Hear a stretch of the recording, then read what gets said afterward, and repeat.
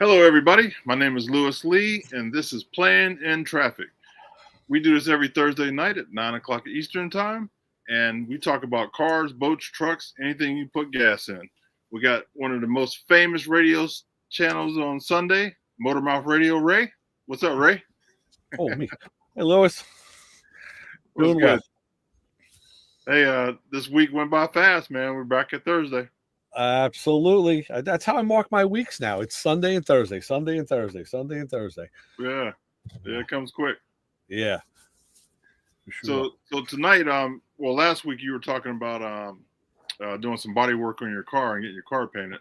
So I reached out to Arco, and he's the master sprayer, fabricator, metal connoisseur. So he's on tonight. Excellent. Come give us some knowledge. Yeah, my car is currently in the shop, and I tell you, what you would think would be an easy thing is turned into quite an ordeal. Now they're getting supplements from Hagerty and all sorts of stuff. So I got to say that the bottom line on that is if you have a classic car and you have it insured, get it insured by a good company. Right. You don't want to have problems with a repair.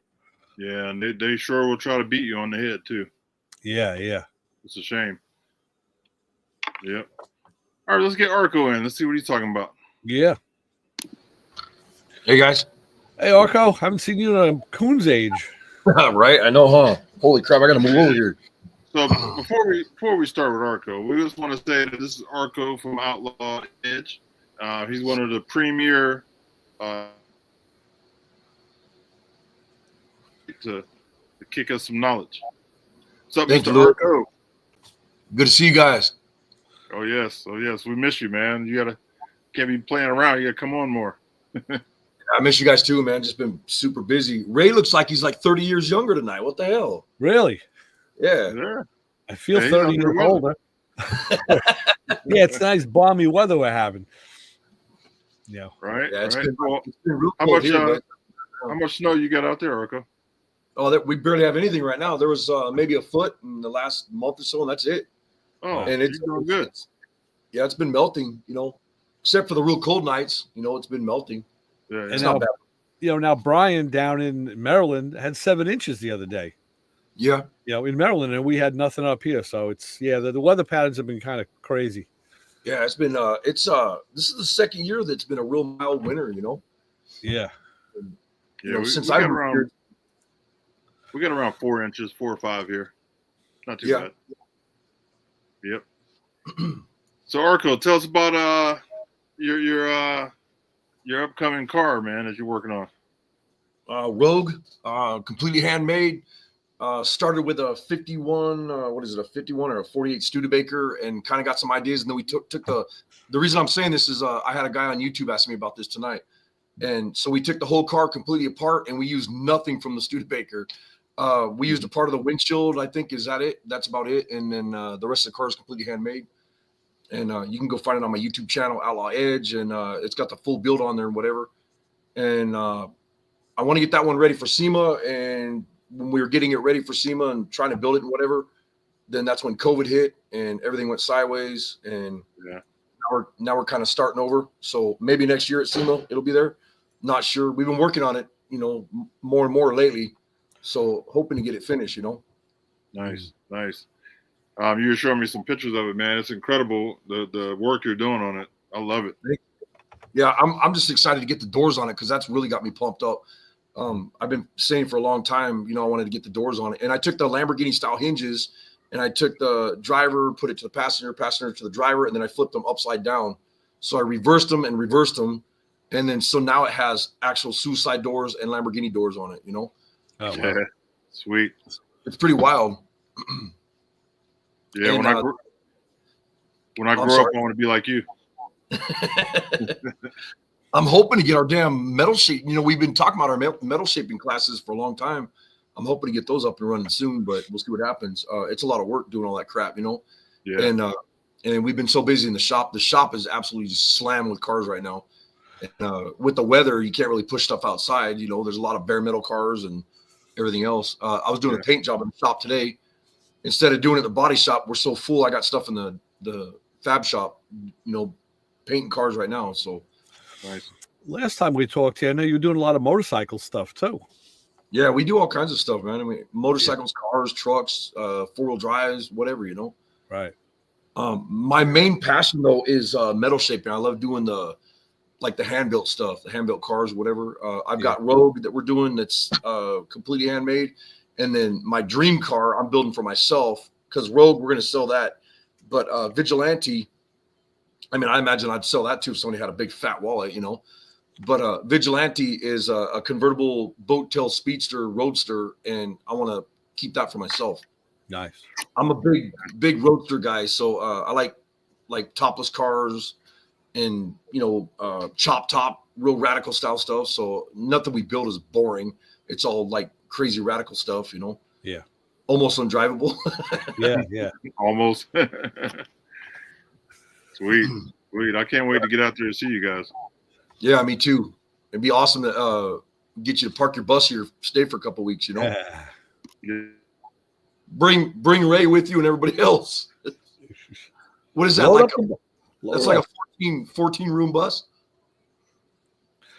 I don't know. He's been taking up the space pretty fast, man. He's been building stuff like crazy in there. Yeah, I've been watching all of his stuff on social media that he's been posting like crazy. He's been busy. I can tell he's retired now too because he's just pumping the videos out. Right. In the beginning, it was like how much weight was coming out of it, and now it's like how much weight is he putting back into it? Yeah. Because that wood gets heavy. Yep. Yeah. Well, wait a minute. Can you see me? No. Nope. All right, hold on. Technical difficulties. Yeah. I think I'm back. Nope. You were. All right, I'm here. I think. You are. Okay, so the bus, I can carry 33,000 pounds, and Wow. I'm not even close. I'm up around 26. So you're not going to be able to put the pool in it then. Yeah. No pool this year. No pool, no waiting room, nothing like that. No gambling hall. Nope. Yeah, so I'm good. And I got 200 or 100-gallon water tank too. So with the 100-gallon water tank, I still will be under 27. Yeah. Oh man, everybody's on here. Oh, Yeah, we're gonna get the NZ fellas Mopar in. Outlaw Customs. Let's see, NZ Mopar Outlaw Customs, and then you got Honest Pink Speed Shop, and then Jimmy, Mill Creek, Whiskey Dents. Man, everybody's on here. Hey guys. They all came to see you. Yeah. No. Yeah. Those are your guys. That's hella cool. Yep. So let's before I let the rest of the fellas in, Arco, you got anything you want to promote or talk about real quick? Let Real people quick. know. So right here, NZ Mopar Outlaw Customs, that's us in New Zealand, and that is Glenn, and he's actually the one that helped me design the car, do all the drawings, and get everything set up so that we could build the car 1-to-1. Mhm. And that's one of my best friends right there. And then we took a kind of like 3 or 4 different drawings, and I was telling Glenn when we started to do this car, I had this crazy vision of what I wanted to build, and I told him, hey, this is what I want, whatever. And he took all this mess that I had scribbled out on paper. I thought this was going to take months to get back, and within a half hour, he's like, here, bro, I got the pick for you or whatever. And he drew it out, and I'm like, oh my God, that's the car right there, man. Like, and then boom, we started building it right away. It was fun. That's sweet. Yeah, we gotta get Glenn on here as a special guest. Yeah, I'd love to have him on here. Yeah, for sure. I don't know if he has time tonight or whatever, but hey, Whiskey Dents. Whiskey Dents is giving away a truck on YouTube. Go to Whiskey Dents YouTube channel and you subscribe, and he's got a deal that he's doing a giveaway truck. It's really cool. I'm not sure what year it is, but it's an old Ford shorten up truck, like a 1-ton or whatever, but Oh yeah. trick setup, yeah, and he's going to be giving it away on his YouTube channel. So what's the channel again? Whiskey Dicks? Whiskey Dents. Dents. Okay. Whiskey Dicks is a restaurant, isn't it? Yeah. All right, cool. So yeah, go to his YouTube channel and what do you got to do? Subscribe and enter the win? Oh, it's a GMC. I thought that was a Ford. I'm sorry. It's a 1973 GMC cab over pickup. Yeah, he's got a setup on his YouTube channel on Whiskey Dents, and you go over there and subscribe, and then he's got some stuff you do to get set up to win this truck, and he's going to give it away on his YouTube channel. 73 that GMC. one garage is on here. We've got some whole bunch of cool people on here. Oh. Yeah, man. Okay, Appreciate so all the support, you guys. yeah, thanks for coming, guys. If you're on YouTube, if you could re-share this live to your people, help us get it out to more people. All right, Yeah, there you go. Then. Hey, What's happening? There he is. I heard Arco was going to be on the show tonight, so I popped some popcorn. Okay, yeah. We Hey knew guys. he was coming, so we gotta show out a little bit. Hello. All right, we got Hello. the crew in. There How's you everybody doing tonight? I'm cold. It's wet and it's cold. We got snow on the ground in Texas. Oh yeah, good. This guy's in Texas and he's saying he's cold. What's up Moved to Minnesota. And I'm not going to say anything, man. I'm in Yeah, Florida. Florida's jacked up too, right? It's 40 degrees. Nice. Yeah, He's got that's the winter shirt on. Yeah, I know. 40 degrees, man. I can live all year round. 40. Yeah, I could too. 22 and 7 inches of snow here. I used to go out in shorts and t-shirt when I was in Long Island when it was 40 degrees outside. Yeah. Yeah. Now I'm cold. Summertime here. Yeah. We're at 14 right now. Oh my gosh. Yeah, I don't like those days. I was lived in Chicago for 3 years, and I didn't like that weather. Yeah, I hear you. There's a cool feeling though. You go outside and you like just suck in through your nose and it freezes all your nose hairs. Weird feeling. Weird feeling. So, You keep so that. Arco, let's get this metal shaping class thing going. I'll Yeah, I open wanna up do the that. garage. Come on down. We gonna do it in Texas or what? Yeah, let's do it. Yeah, I'm tired of waiting, man. Heidi and I've been wanting to do this for a long time. I mean, I figure if we could do something at your place and then do something at my shop too, start spreading it around, that'd be cool. Yes, You know, let's do it. Let's figure out how to Yeah. set a date, and we'll just come up with a project and a game plan, and then we need students. Yeah. what'd be cool is to do it down in Texas and then back up to Minnesota when you have your car show, so everybody can come up and do the car show too. There you go. Man, everybody wants us to do events at our car show, but it's so crazy. I'm wiped out after the car show, man. I got nothing left. Before or after my car show, there's nothing left. Yeah. Robert's Garage, what's up? And then Matt the Scrap Whisperer, the fabric cobbler. Hey, I appreciate everybody coming in tonight in the chat, Oh yeah. YouTube, and Facebook. I want to know more about this Signature Solar air conditioning unit. Okay. Actually, I just put my second one up. Hold on, let me grab my camera. That's one of those mini splits. Yeah, right there. Can you see it? But that's from Signature Solar. Yeah. So it's made by EG4 Electronics. Is my camera working? No, I don't see it on there. Tim Windsor, Hold on. Let me. Out of Order Garage. What's on here? Right on. Hey guys. Can you see it? Nice door. No, you have to go up. Oh, there you go. go. Gotcha. I'm looking on Okay, the bottom so- of the screen, bro. So that's the inside unit. And then I have one in the back of the bus too. That's over the door coming into the bus. And hold on, let me get out of this camera. Hold on, I'll be right back. Redneck Entertainment Channel. What's up, brother? Good to have you guys all in here, man. You inside the bus or what? Yeah. Yep.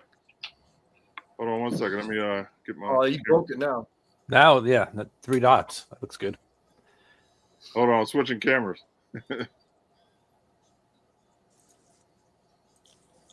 All right, there we go. Can you see me now? We can see. Yes, it. Yes, sir. we can. All right. Cool. So Signature Solar down there where you're at, Paul. They why am I the only one on the screen? There we go. Bless you. Damn, Paul, bless you. Thank you. All right, here we go. So, Signature Solar, they sell solar panels. They sell all the solar equipment, batteries, everything. And, Right. So I got two mini splits, one 4K and one 12K. So this one's the 12K, and it runs off the solar panels too. So when I could be off grid, and if the sun out, the solar will run my air conditioners. It's pretty slick. And that's pretty badass too, because a lot of them won't do that. You know, they'll just Yeah. kill the generator or whatever. You know. Yep. What Yep. about heat? Well, can it provide you heat as well? Yes. Yeah, they're a heat pump in them. So it does heat, air, runs off solar or grid. So I can, if I'm off grid and my batteries at nighttime, my batteries will kick over and take care of the power. Yeah, that's pretty tight. All right. Yeah, What's up? Who is your contact up there at Signature Solar? I'll text it to you. I'll text Please it to you. do. Yeah. Hi, So hi, Mike. How you doing?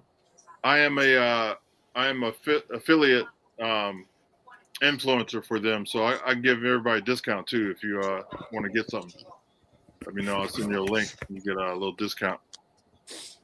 Okay. Yep. And the prices are great, man, on the solar panels. Like I bought brand new panels I got the bigger ones, so I pay like $170 a panel. But I've seen them used for $150. Hmm. You know what I mean? They got a place out in I think it's in Arizona. And what's the name of the place? I forget. But they're used ones that they take out of those farms, those solar farms. They Right. sell them for $150 all day. So I got brand new ones with a 10-year warranty. $20 more. Yeah, I got the big boy. I got the 440 watt solar panels. 440 a piece. Yes. Yep. Wow, that's about 15 years ago. I bought some Harbor Freight ones just for the hell of it. 15 watts. It's Yeah. come a long way from. Oh yeah. So From check that. this out. My panels, I got 8 of them. So my panels, they collect from the sun on the top, and they're called bifacial. So if sun on hits bottom. my roof and comes back up, it'll charge from the bottom too. So it can go up to Yep. 550 a panel. That's tight. Wow. Oh yeah, that's smart, Yeah. man. So I got 4 panels that are going to slide out the sides of the bus, motorized out. So those will be collecting more because it's going to, be sticking out. Yep. 5 years ago, when I read about solar panels and air conditioning, they said you couldn't run an air conditioner on solar panels. Yeah, these are built for it though. They're special built for Times solar. has changed. Yeah. Yep. I And can if you're hook. gonna be it, I can hook say, if this. you go ahead. Oh, go ahead. I can hook this solar. I can hook the solar panels up directly to the mini split and never have any other power to it. Oh wow. Wow, that's Yep. cool. How many That's panels good. does that take? What? How many panels does that take? Well, They said it would take about 4 panels or 400 watts. So if you get 400 watts, one of my panels will run a mini split. One panel will run a mini split. That's If crazy. it 400 watts, you got to have 400 watts to get it. right. get it That's to what you bought. Yeah. I mean, That's you not look a at lot to run an air conditioner. an LED light nowadays. You look at that, and it's like, they hardly take anything nowadays. They've just made it to where everything's working off solar panels or whatever. Yeah. You can live off grid and not even have to deal with the guy with the electricity and whatever. Water pumps, everything. Well, Signature Solar's 15 miles from here. 8 miles from here is where that big solar farm is going in. Mm. So shouldn't be any reason why I can't get something out of them. Oh yeah. Yeah. They're big dogs. Here, let me show you my battery hookup real quick. I'll take you with me. All right, so here's my fridge. I got a apartment size fridge because my wife likes to eat. Her. So here's my solar hookup. Oh wow. So I got four batteries. rack batteries. That's my inverter charger. Then the solar comes into this box here, on and off switch. Yep, that's it. Damn, you look like you're a professional, Lewis. Well, nothing caught on fire, so I guess I'm doing okay. Hey, Lewis. Yes, sir. Lewis, Whiskey Dance Chris was just asking. He's like, hey, can you put all the is there any way you can put the YouTube channel links in the description somehow? All of them? Like maybe when the show's over or whatever? Yeah. If you put it in the comments, I can add them. Let's see. How do you put them in the comments though? Me? Or if they put them in the comments, Right. then I'll go put them on the screen. Yeah, if you guys don't mind dropping your links into the comments, that way everybody can kind of follow your channels or whatever. That'd be cool. Let's see.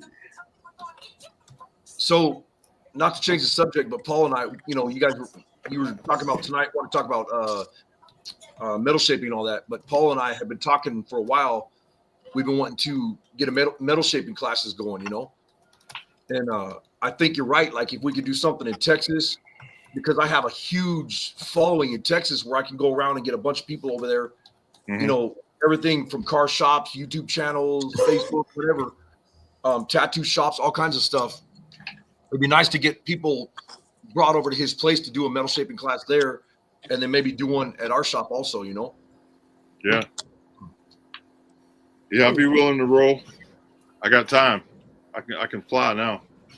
Hell yeah. Well, let's see if we can't coordinate it when you're already going to be in the generalized area. So you're not coming from Portland, Oregon down here. Yeah. I want you to be down here before you go to Portland, Oregon, so I can stow away on the bus. Oh yeah. He said stow away. I got room in the storage under the bed. There you go. Hey, how you doing, John? John Shokar Builder just joined us too. That nut job, he's crazy. He drove all the way from Washington to Minnesota to our car show last year, or year before last, whatever it was. And he leaves my car show. He stays for like 3 or 4 days, helps me out on Heidi's Pontiac, and then hope you don't mind me talking about this, bro. But he leaves our car show, takes off, he ends up calling me from jail. we had to help bail him out, man. Well, that tops my story from when I came to visit you. Hey, Joey, turn that crap off. It's echoing. Joey. As soon as he joined, yeah. Yeah, Joey, you got something open. I don't have anything open but this page right here. I think it's Papa Squirrel. Somebody's got something on. That was Papa Squirrel. He gone. Yeah, somebody has Yeah, I still hear it. Bluetooth or something on in No, the somebody background. else is Hang up. There it is. There it's gone. So Arco, what type of class? Like explain the class a little bit. I think Heidi'd be able to explain it better, but we're gonna have like a number 1, number 2, number 3. It'd be like maybe like a novice, or I'm not sure how you would want to talk about it. And then of course advanced at the top.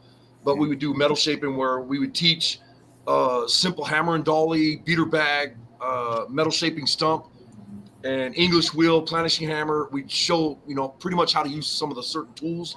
And then I wouldn't just have them talk about, or I wouldn't just talk to them about, you know, what they're going to be doing. I would have them actually do hands-on building something in my class and learning how to make all the shapes and the like Paul says, you got shape. You explain it, Paul. You got shape and you got what? It's shape and form. And form. So the distinct difference between the two, it's shape and form. And you can do what with don't metal? get form and function confused here. Form is just that. It's the piece of paper that can lay flat. Lays flat, that's a form. You fill it out, you write on it, whatever.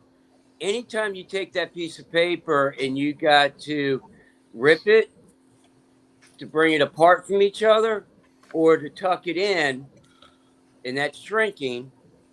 Well, now we're into shaping the metal.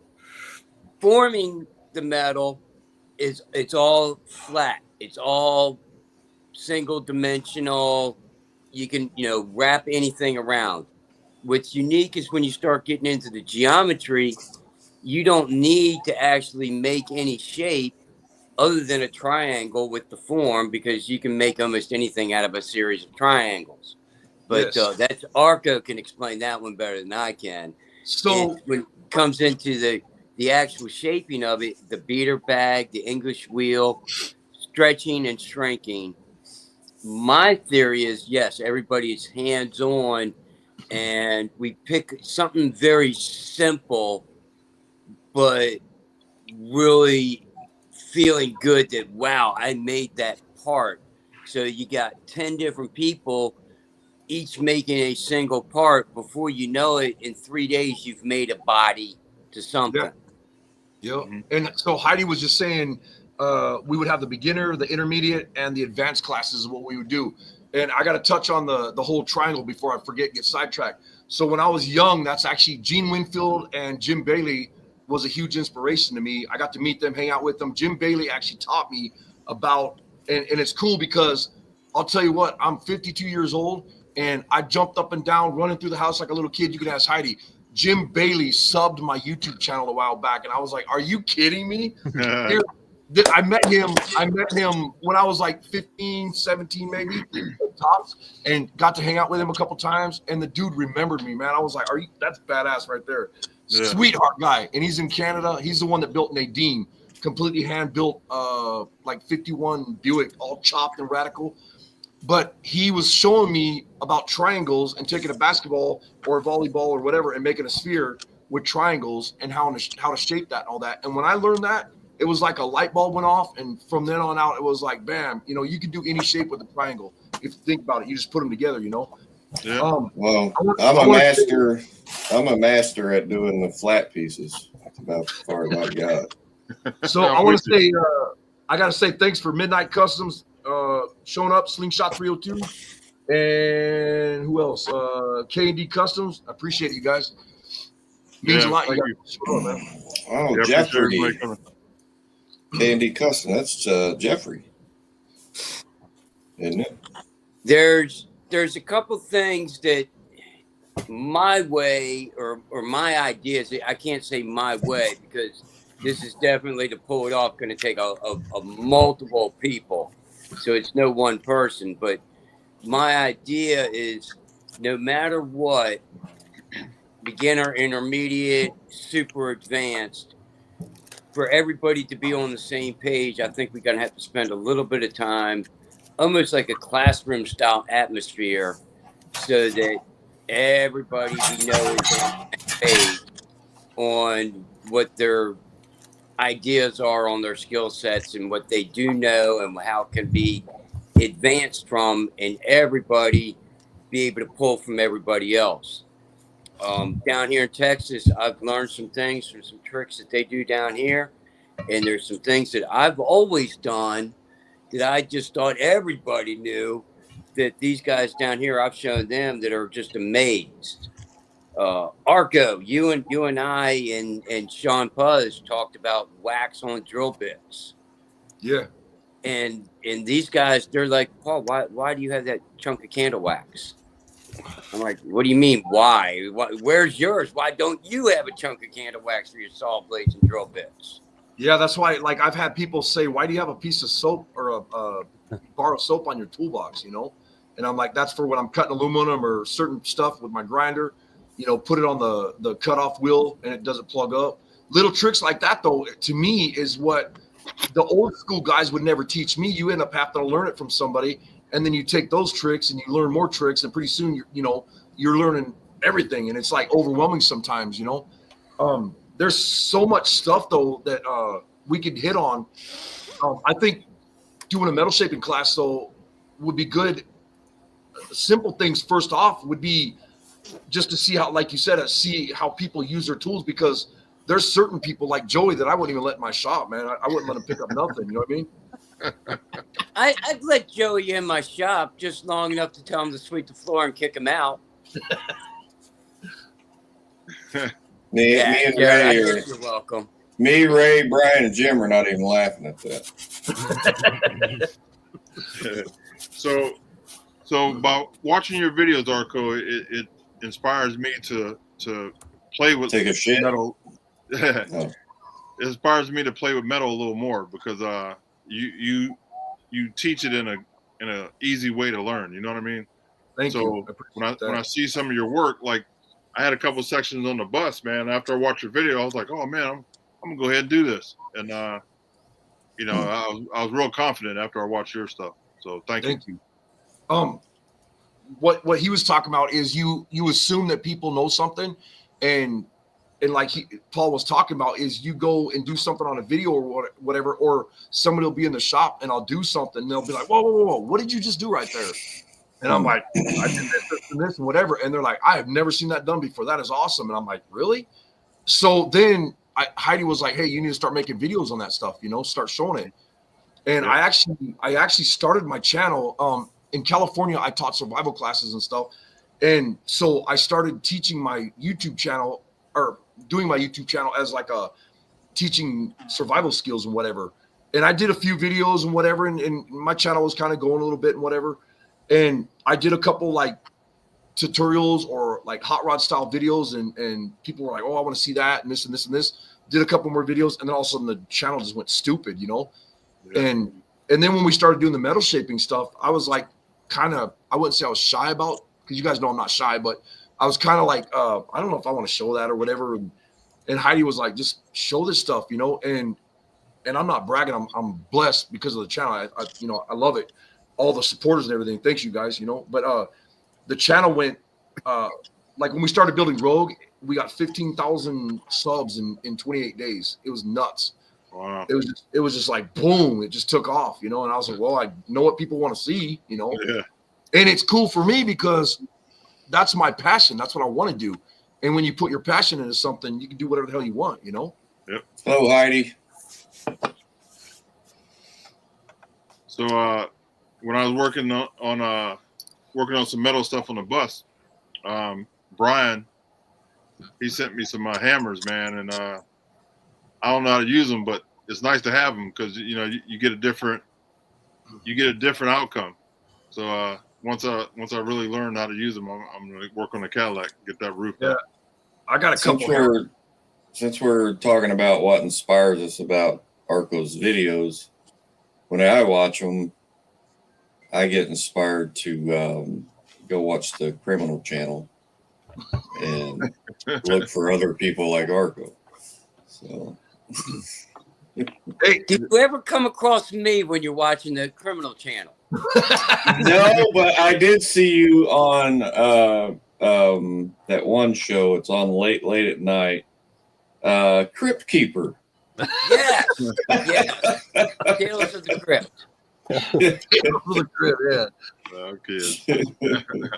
Yeah. No, seriously though, Lewis was showing those mini splits earlier. I can't wait to come and see that bus when the weather breaks and bring you your brackets. That's going to be epic to see that bus the way it is now.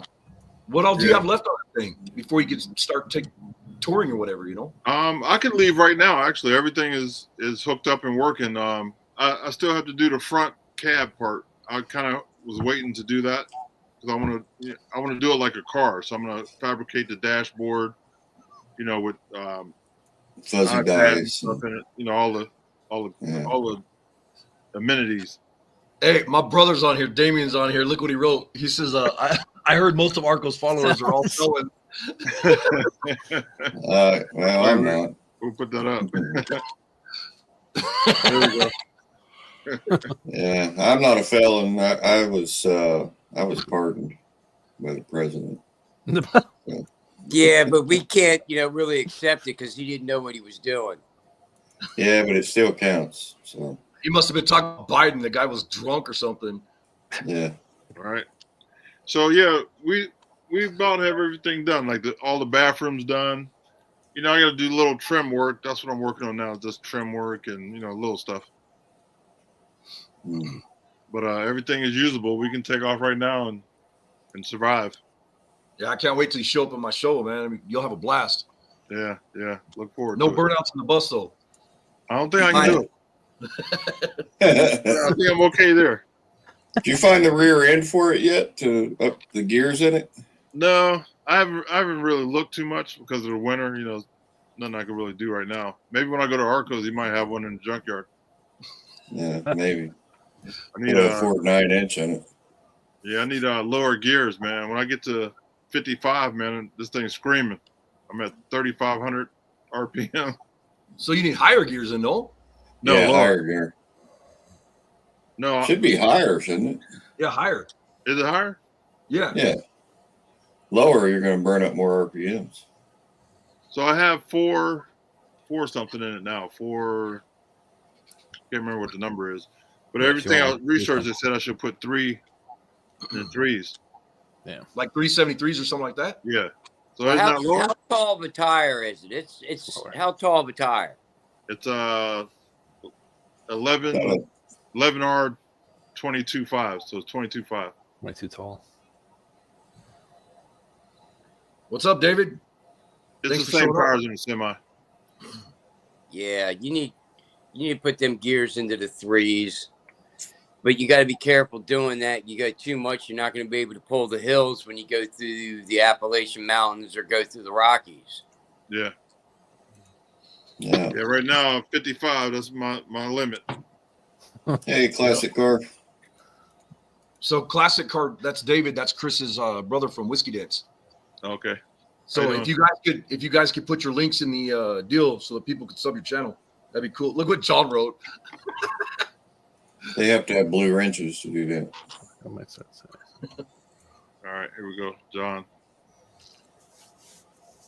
Oh no, I meant the one about when he left my car show. He got arrested after visiting Arco. The police knew I was around somebody bad. Yeah. That's why. So why did you get arrested? No, we're not going there. That's nobody's business, man. Come on. Oh, okay. Long story. All right. It was what's that called when you know somebody? Must have knocked over a liquor stand or something. So yeah, we're gonna take off. We're gonna take off in the bus probably February. Heading to Florida. We're going to Clearwater. My house. Yeah. Not Clearwater. Wait, is it Clearwater? That's a place. Yeah. No, I'm By the thinking it's beach? where we're going. Ocala. No. Clearwater. I don't know where I'm going. Somewhere in Florida. Are you going to the beach? Because in Ocala, there's no beach. No. Clearwater, it's, there's a beach. It's north of Orlando. We're going to a schoolie. It's a schoolie event. That could be Ocala. Yeah, Oh, that'd be fun. That's Yeah. horse country up there. Tulsa, get to Tulsa. Yeah, let me we're know. Let me going know. across. February. Let me know the date. Maybe I'll drive my GMC up there. Oh, that'd be sweet. Take for a road trip. Hmm. Go Yeah, there and back. they have probably 300 to 400 buses up there and Oh, vans. It's all camping, the camping community. Yeah. Schoolies Bunch of and- hippies. You gonna go to Quartzsite? yeah. I knew he was gonna ask that. I love Quartzsite. What's up, Dave? Yeah, we got some people in here tonight. Yeah, that's cool. What about Sean Puz? I can't remember what. Do you know, Paul, what town he's in? He told me I what. want to say it's Davenport, Florida. He's not far from Orlando. Yeah, he's right by the Disney World. Like, Yeah, literally, he's like He's walking- within an hour's drive of Orlando, less than an hour's drive to Orlando. Mhm. I know what that is. That'd be cool to go see some of his projects too. Have you seen that car he's building, Lewis? Speaking No. of metal, man, that car's gonna be sick. It's an old gangster car, and he's doing like I'm doing like a Cruella de Vil style car, but he's doing like the whole body, what's up, Terry? Hey, Oh. Terry.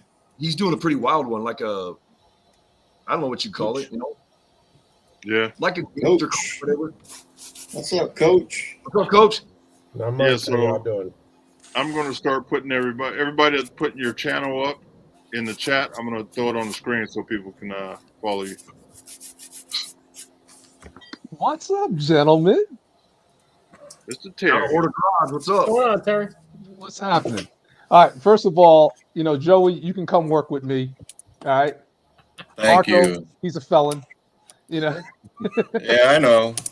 But I love him. That's my brother, so I'm a felon as well with him. That's why they Hold on, kicked him Ray. out of. That's why they kicked him out of California. Ah, yeah. He's a You got felon, Coach man. yeah, you got all the boys up in here. What's happening, gentlemen? Yeah, What's everybody's up, over no here. class? I see you up there. Hmm. Yep, kicking it. How's everyone doing? What's the topic of the night? What's the topic? Metal We're shape, talking about- fabrication, or whatever. What you got going on with your car, Terry? Oh, you Harry can knows do it, about man. that. Oh, he's the dude right there. We got a couple of pros up in Topic: here. beat the crap out of a piece of steel with a hammer. So, Arco, what is your favorite hammer? How many hammers does Arco own?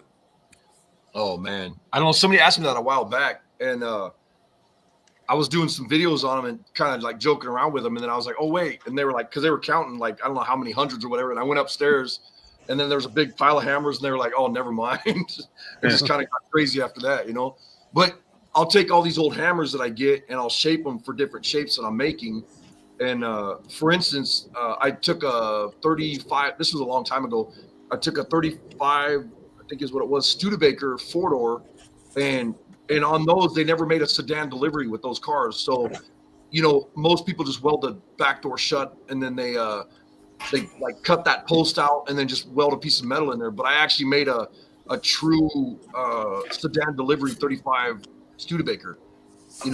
I actually, I welded the door shut, yeah, but I cut out that post and then, started making all those pieces. But at the time when I first moved here and whatever, and Heidi and I first got together with our first shop out there with Aaron, I probably made 10 hammers just building that car, just that piece on that car, for the sedan delivery part.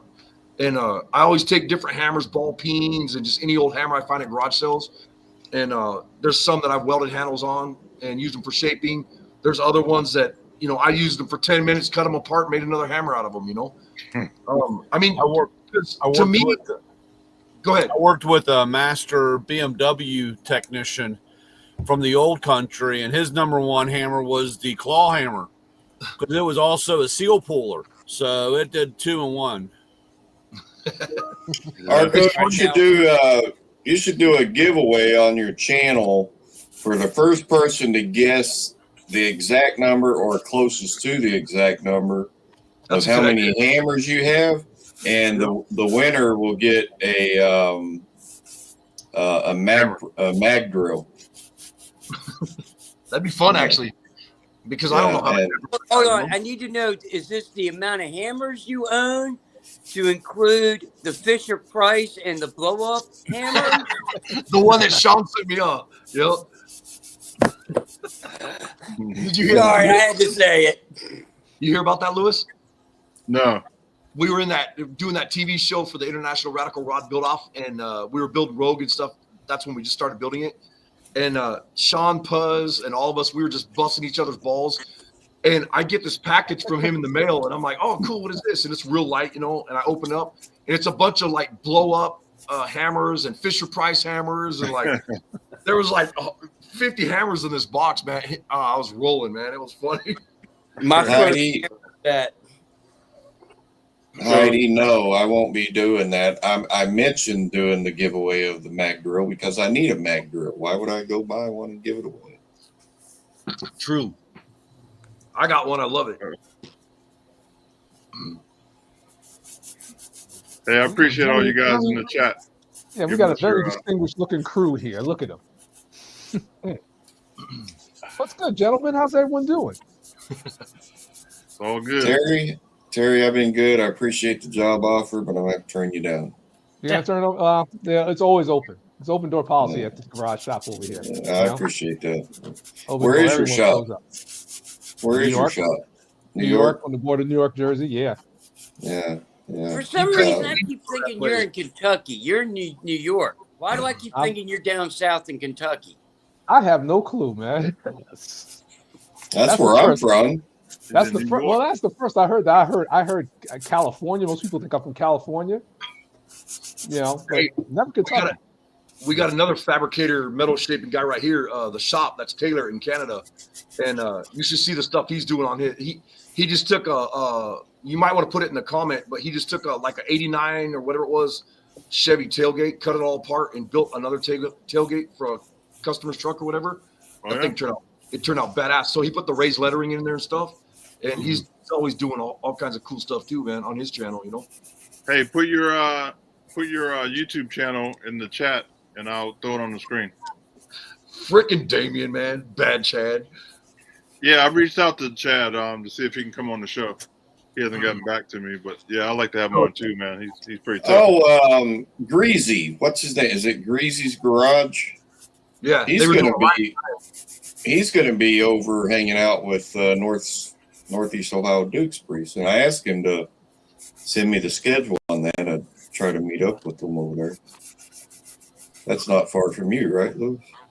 Yeah, yep, about a half hour. Yeah. The shop. Throw your information in the chat so I can throw it on the screen so people can follow you. I appreciate I'll everybody send you some sharing. Picture. Go ahead, Lewis. I'm sorry. I was saying I appreciate everybody resharing the live stream tonight. Arco, I'll send you some pictures of the. I don't know if I've sent them to you. Maybe I did. The new hood for the Model A that I made, and the it looks like a Route 66 emblem that I hammered out to make onto the hood for the Starbird show. Yeah. When is that show? February 14, 15, and 16. Okay. Man, Valentine's Day. Come on down to Tulsa for Valentine's Day. Bring Heidi. 15 and 16. I wish I could do that. What are you working on, Brian? Huh? Yeah. What are you working on? nails. A headlight ring. I mean, a headlight. Doing his nails. He's doing his nails. Yeah, look at his nails. They look nice. Ray's probably got one. Find a tire yet? Huh? Did Ray you find Paul- a tire? No, I'm making a platform for it now. I mean, I decided to put it on stilts so I can roll it out.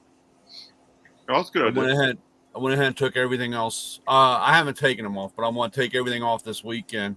And I got some 2x3 tubing, and I'm going to weld up some stilts. I got some toolbox wheels, casters, and then I'm going to weld it up and bolt it on so that I can just roll it out.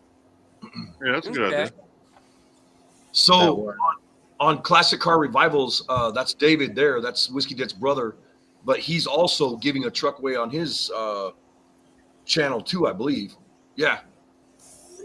So you guys will have to check out their channels and sub them, and they'll put you in for the giveaway or whatever. But they're building some cool stuff. Actually, I really like to. These are pot metal. These headlight doors and the tail fins on the Mustang are pot metal. Yeah. I'd like to make them out of metal. Yeah, that'd be sweet. And then weld them into the body and have no seams. We were actually just talking about that, Brian. Lewis was telling me on the back of his Cadillac, it's got those your taillights, and then it's got that piece in there that's plastic, or what is that, rubber? Or like hard rubber or It's something? a plastic. Yeah. Filler. Fender Sucks. filler. And you always see them driving down the road, and that piece is missing. Yeah. It'd be nice to hand make some of those where you get rid of that. Delete that. So I don't know. Yeah. Like I said, I might. That's like I said, but as most people don't believe, I do work on something on the car every night.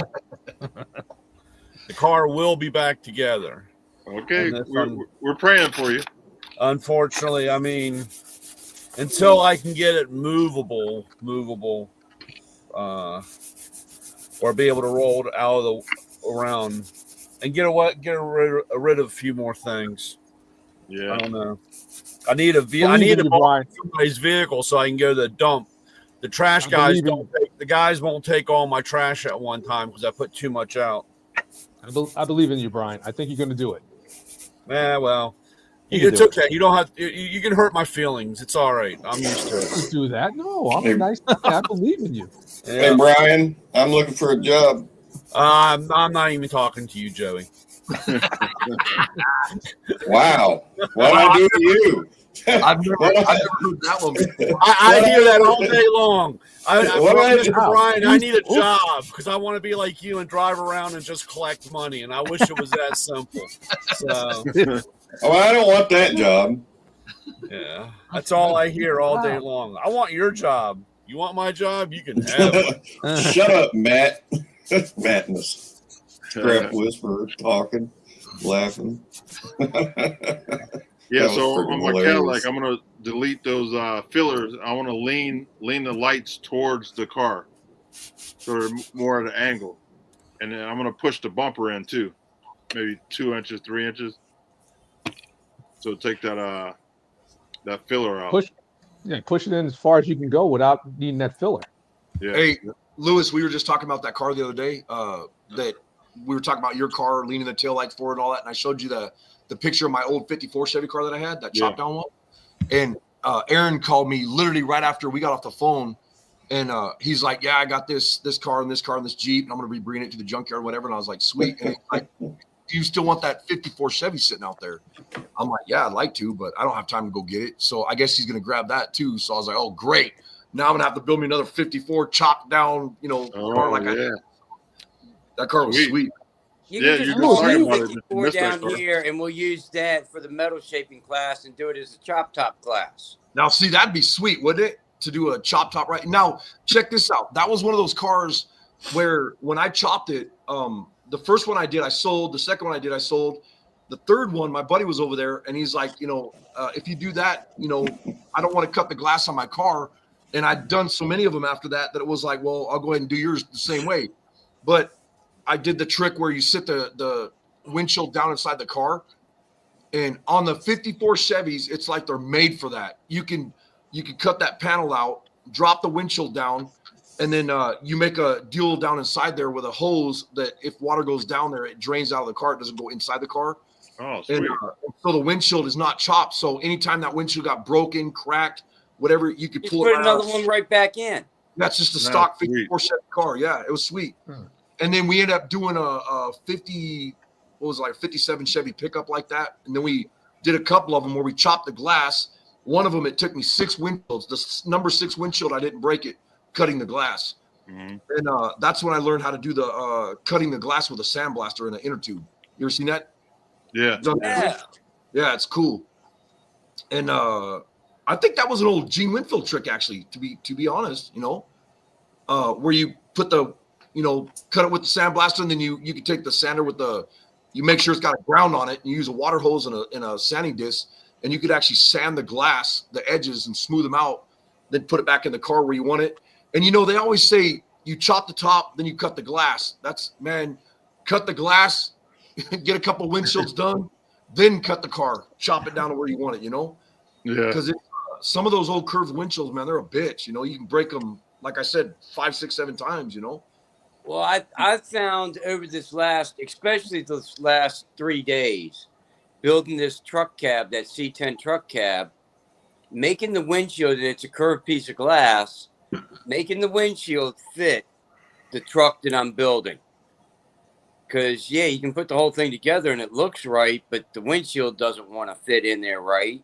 You got to make sure. So I've had that windshield in and out of the truck at least 3 dozen times before I was finally happy and locked everything in on where it's going to be. So yeah, you want to fit to the glass, not have the glass made as the afterthought. Right. That And makes I mean, sense. it's really, really expensive to have a windshield made. They send them over to Denmark or something like that, or like I Netherlands. don't know. I've never had to have a curved piece of glass made. Well, John, I don't know how I always say John DiAugusta, but what's the guy that you took the picture with the Chevy with?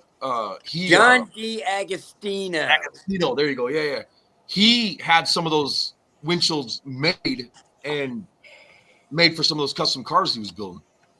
And they actually took a piece of like square tubing or whatever it was, and they made the shape of the windshield, put a bunch of braces in it. They packed it up really good.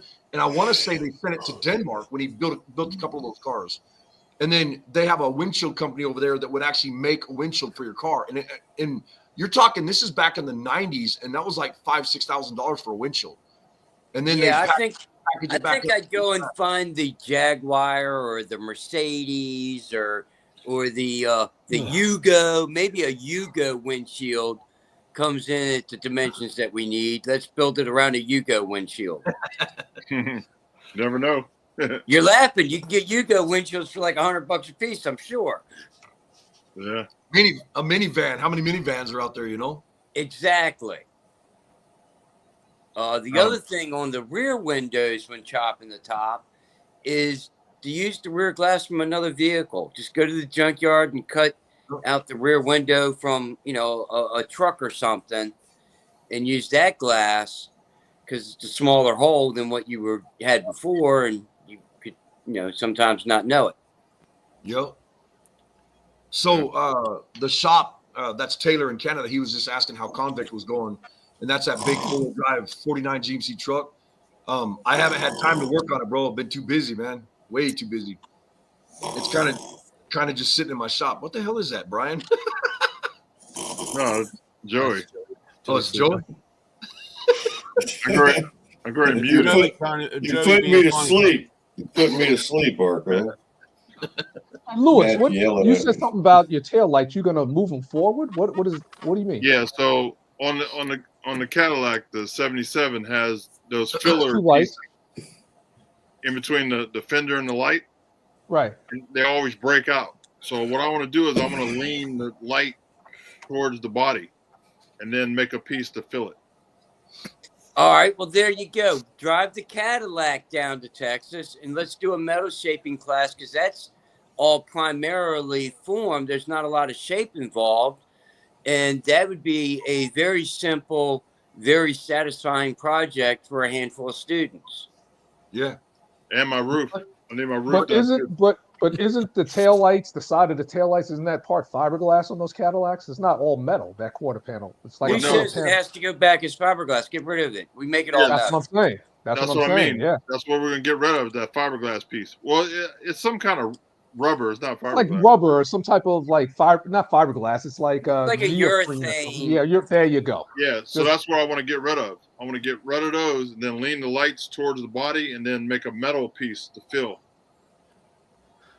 that little bit of space. You know what I mean? What year is your Caddy? Lean those lights forward might look really good. It'll give it like an old Cadillac style. And when you lean it forward, it's going to you're going to also have to make it a little longer. So, well, that's what we were the other day. That's what we were talking about. And I was telling them about my car.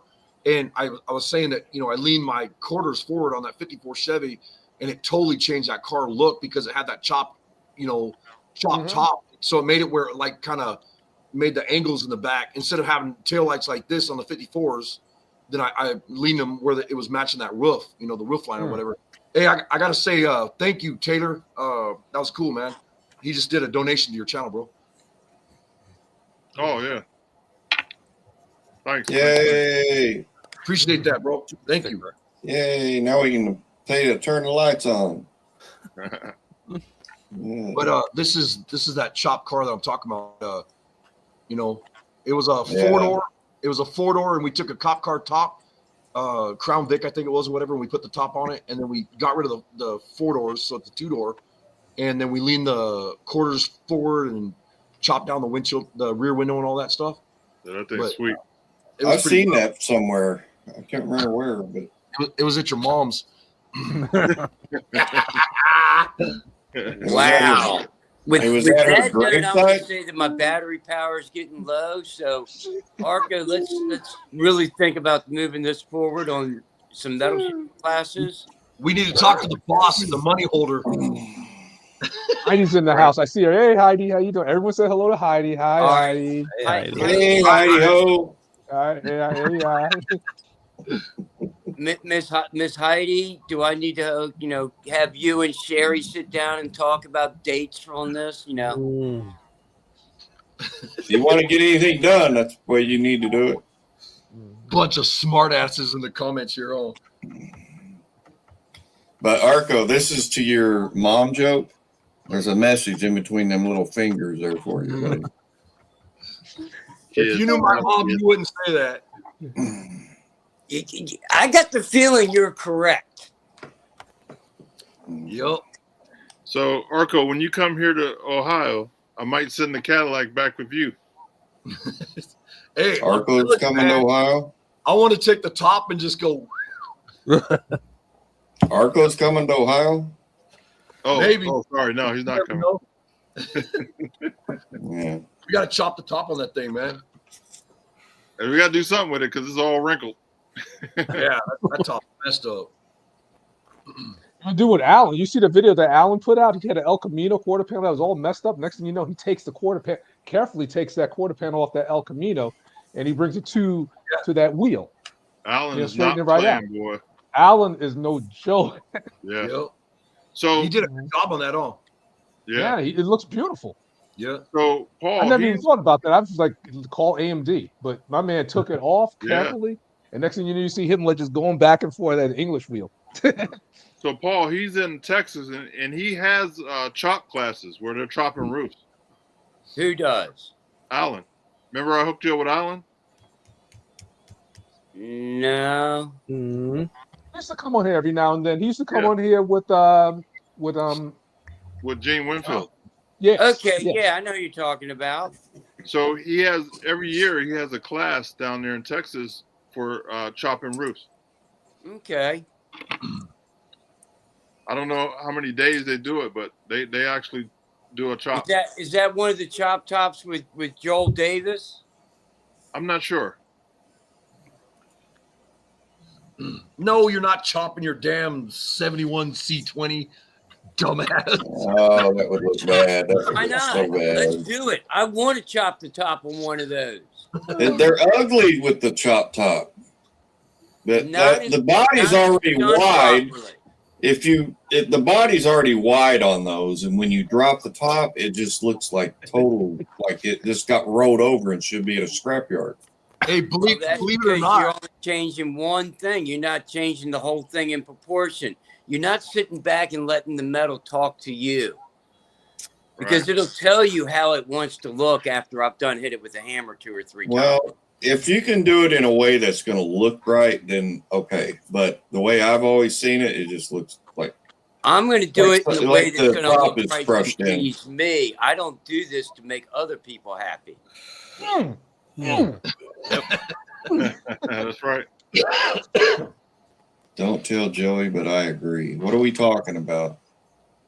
hey, I got a chopped, I think it's 67 Chevy truck in the backyard.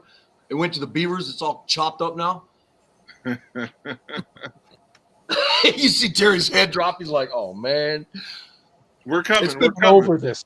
He's like, We've hey, been over can this. you work on this truck for me? Sure, bro. And then it's been there for 15 years in the backyard. I'm going to buy it back so I can build the damn thing, man. It's gone to the Beavers, bro. It's been here so long that it's like in the swamp. So, like, there's about this much of the glove box showing out. I'm fixing the CUDA up so I can drive it home. So I can drive up You're there so full of crap. and tow it back home. Oh, you're agreeing with me. Hey, All right, cool. when he gets that new rent bill from Heidi for that truck being stored here all those years, he can be like, Yeah. I'll be like, Well, so I Beavers- wanted. I was going He to. was really like it, huh? I feel bad taking the Beavers home. You just keep it there. yeah, right. You just keep I was it. going to present a fabrication idea to you guys tonight. You don't want But those Beavers, man. But the woman that came up with the design, she couldn't make it to the show because I wanted her to be here, at least in the chat. Okay. But she couldn't get here at last minute.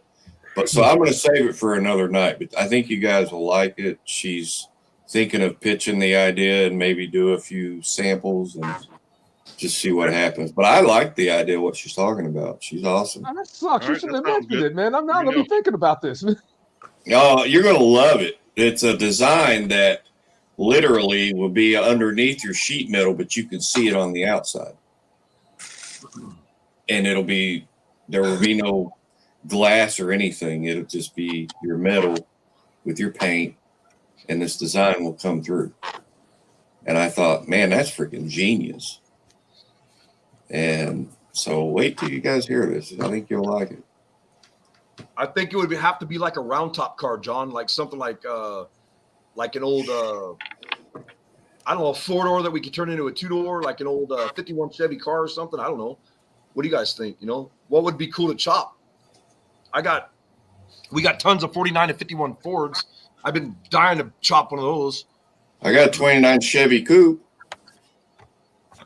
I've been buying a 40 Ford pickup. That Awesome thing's living guy. it's living with the Beavers too. It's next to Terry's truck. You moved my cab next to Terry's junk. No, they're both in the scrap pile. Hey, the Beavers need a place to stay, man. Everybody No, needs to right, live yeah. somewhere. Believe it or not, there was a raccoon by Terry's truck the other day, and Heidi was bagging on you in the comments because I walked out back. I was waiting for the burn pile to go down in the incinerator with the paper and cardboard and whatever. So I kind of keep an eye on it, and I walked back where the old truck bed like yours is sitting back there, you know. And this beaver comes out of there real slow and he's huge, man. He just kind of looks at me like, I'll beat your ass. Just walks right by me, and I was just standing there like, whoa, man. This thing was big. That's my animal spirit. See, yeah, we get together. We get together Wow. with beavers. That's right. See, you mess with us, you mess with one, you mess with us all. Yeah, and you're going to take your truck, and there's going to be a homeless beaver back there. He's coming back to New York. He's coming Yeah, back to New York. I nominate that 40 cab to be used in this chopping class, so at least it'll get freaking done. Actually, that would be a good one to chop, man. A 44 pickup. Yeah. Good. Yeah, And then I could put it on a frame and start driving it and stuff. That'd be trick. I like that. yeah, you would do that to a guy. All right, fellas, I'm gonna call it a night. Arco, I'll Yeah, give you same here, gentlemen. Hey, we got to talk. Let's get that set up, brother. I'm serious. yeah, that sounds good. let's do it. Let's quit talking about it and just do it. Yeah, I think so. That sounds like a great idea, really. I think All right. Heidi went to Texas and never let me come back. All joking aside, I think that sounds like a good idea. Once you and Heidi are down in Texas, you may not want to go back. Yeah, right. Ooh. I'll take over the junkyard. Don't worry about it. I'll go on out there. Yeah, right. Trust me, he'll take the junkyard with him, one car at a time.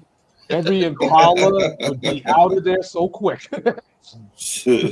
Man, Hey, Aaron's been dragging so many cars home, bro. He's got some badass stuff. Hey, check this out. You guys are like this. Aaron calls me the other day. He's like, hey, you at the shop? And I'm like, yeah. And he stops by, and on the trailer, he's got a 52 Jeepster. You guys ever seen one of those? Mm-hmm.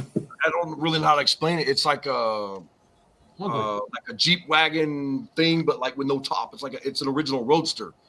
And so he stops by. We look at it for a little bit, and this thing's got somebody rigged it in there, but it's a flathead Ford motor.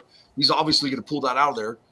But he bought this super cheap, and then he gets back to his shop, and he calls me. He's like, "You ain't going to believe this," because he didn't believe it at first. So he called some Jeep collector company or whatever it was online. They had the number. It's number one of from 1952. It's the very first one to come off the line. Wow. So these collectors went nuts. They were like, we want to buy it. We want it really bad. So, and he was, yeah, there you go. It looks just like that, bro. Yeah. Wow, Jimmy, that was not nice to It say looks in the like that chat. thing on Fantasy Island. Yeah, right. The plane boss. That's Terry right there when he was little. The plane boss. The plane. Smiles, everyone smiles. So yeah, this thing, it's got a number. The VIN number is number 1 from 1952. The very first one that's come off the line. So it's That's the first Jeepster ever built, in other words. So then he starts digging around on the internet. He finds this thing in magazines and like all kinds of stuff. And then he's like, I don't know if I want to sell this yet. So he was kind of like, looking around all over the internet, and there's a bunch of information on that Jeepster. Wow. And I'm like, man, you got a gold mine right there, Take the money and run. Yeah, right. Yeah.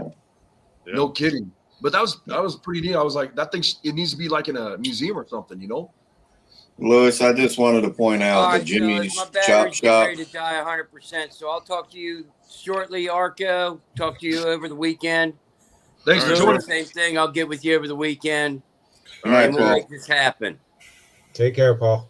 All right, take care, everybody. Brian, I'll see you when I get up to Maryland. All right, I Terry. wanted to. Week, bro. See ya. I'll talk to you tomorrow. I Take wanted. care, everyone. My brothers. Good night. So, Lewis, I wanted to say Jimmy's Chop Shop in the chat. Just ignore him. He's not on his medicine apparently tonight. He's got Tourette's. He's got Tourette's syndrome real bad, and so we just tolerate him. So please don't block him and throw him out. Hey, have you guys ever noticed that what Jimmy is saying is what everybody says to Joey? It's like it must be a thing, bro. I just have that aura about me, I guess. Hey guys, time for me to bail too. All right, Oh, Jim. Have a come good week, on. bro. Come on, Jim. I was Come on, enjoying your come on. stories tonight, man. You haven't said a word. Oh, bye. So Marco, I'll get with Heidi and try to help put that together. I'd love to do that. Man, that'd be fun. And especially if we go to do something like this at Paul's shop or whatever, I'd like to do one at my shop too. And if you're traveling around, I think it'd be something cool where we can get a bunch of sponsors and, you know, different, not celebrities, but YouTube people there to do something like this, you know, Right. different talents. You know what I mean? Yep. That'd be hot. I think that would be a blast. We need the fabric cobbler there. He's in Arizona though. So Hey, there's a guy down here with these that's about a overland. road trip. Yeah, those are neat. Fabric Cobbler's not going to lower his standards for you, Arco. Just saying. He loves me. So, Ray, how are you? You've been really quiet. Yeah, I'm sick. Yeah. Feel like crap. Look like all of us. I'm almost asleep. I'm sleeping with my eyes open tonight. Gotcha. So Lewis, is that thing called the Schoolie Swarm? By Yes. chance? Cool Ah. swamp. February. Is it Clearwater? No, you're right. It's in Ocala. Okay. Yeah. Horse country. That's Don Garland's country. Yeah, definitely. Yeah. Yeah, Schoolie Swarm. Jimmy. It is hot and humid up there. It's the It's like last whole week of week? February, right? yeah, last- Feb 21st to March 2nd. Wow, Yeah. that's got to be a big deal. It's like what? Yeah. Almost is it almost 2 weeks? Heck. Yeah, it is. Now, Schoolie Palooza out in Arizona is the 2 weeks or a week before that. So I was going to go out there and then come back to Florida, but I don't want to cross the country twice. So I'm just going to go to the Florida one. Good night, Heidi. Good night, Heidi. Well, I hate that you're sick, Ray. I hope you get better soon. Yeah, it's just yeah. Thanks. It's just bird flu. Yeah. Everybody's got bird flu. Yeah, it just kind of hit me quick. It's, Right. Yeah. I just had surgery Monday, and so now I'm in here putting up with Arco and everybody else. yeah. Well, this is Arco's night. You know, you want to showcase the guest and let him talk. And How he's did I got, get- and how did I get- Arco has enough energy for all of us, so it's a good. Arco's actually the guest tonight, really? It's his show. Yeah, the show's all about him tonight. All Yeah, about what's a guest star? Wow. Nothing like busting somebody's balls.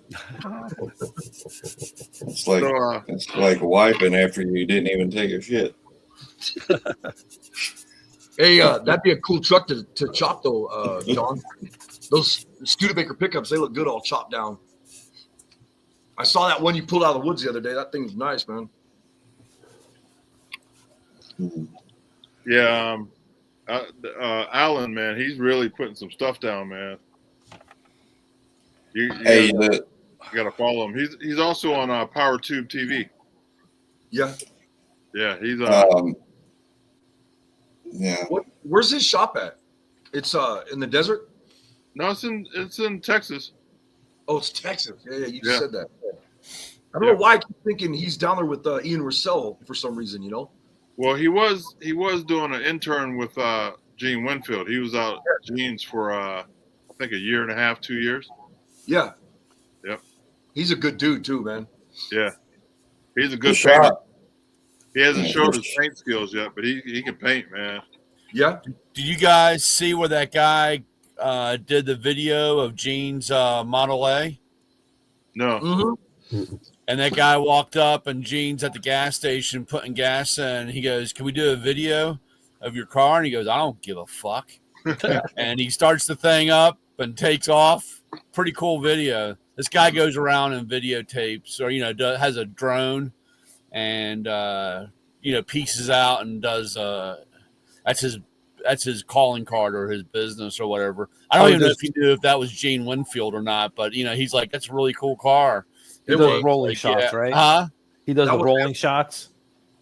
Yeah, and Yeah, he does a roll drives down the road, and he has picks up couple. He did this chick that she had a RX-7 RZ or some bullshit like that. Oh yeah, I've seen him.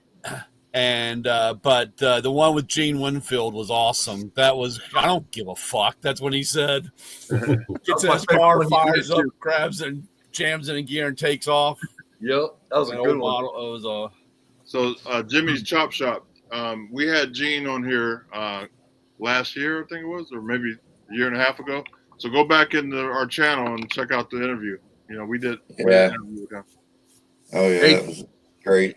Damien, are you talking about aluminum, bro? If you're talking about aluminum, if you want to anneal it or soften that aluminum, you want to take like a Sharpie and put a Sharpie all over it, and then take a torch, snuff it out, so it's just like a rosebud or whatever. But so you're just running, you're snuffing it out, so it's just putting the heat on there, and then as soon as that Sharpie comes off there, it'll be malleable.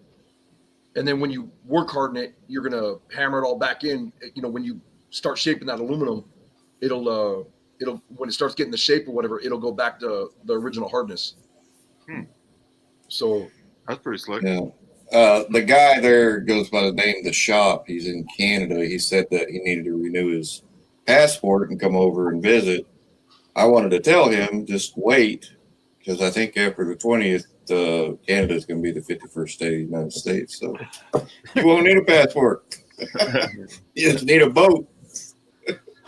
Matt, I Matt, had all of it, Mexico and Canada. Matt said he Yeah. thinks he's talking about 304 stainless. yeah, I just seen that. I didn't want to interrupt, but stainless has got some weird properties, man. Stainless is funny to work with. Yeah.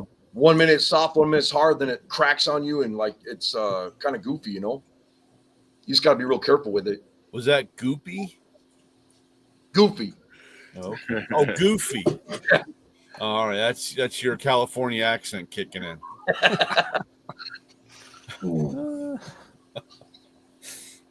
So Sorry. I love you, Arca. I watch you all the time, bud. Don't worry. so Arco and Coach, man, a lot of lowriders have been popping up on my feed, man. I've been sending them to you guys. I've been Yeah. sending them to you too, man. There's some. I Oh, These just guys saw are the, crazy on those the things. Peterson Museum has a big lowrider display right now. Yeah. What's his name? Mad Chad or Bad Chad? He was just there a couple weeks ago, and he did an interview. Man. So I talked to Ray, that he's the founder of Lowrider Magazine. I talked to him at SEMA, so I think it's thing right here. We're gonna try to get him on the show if we ever get him get him when he ain't busy.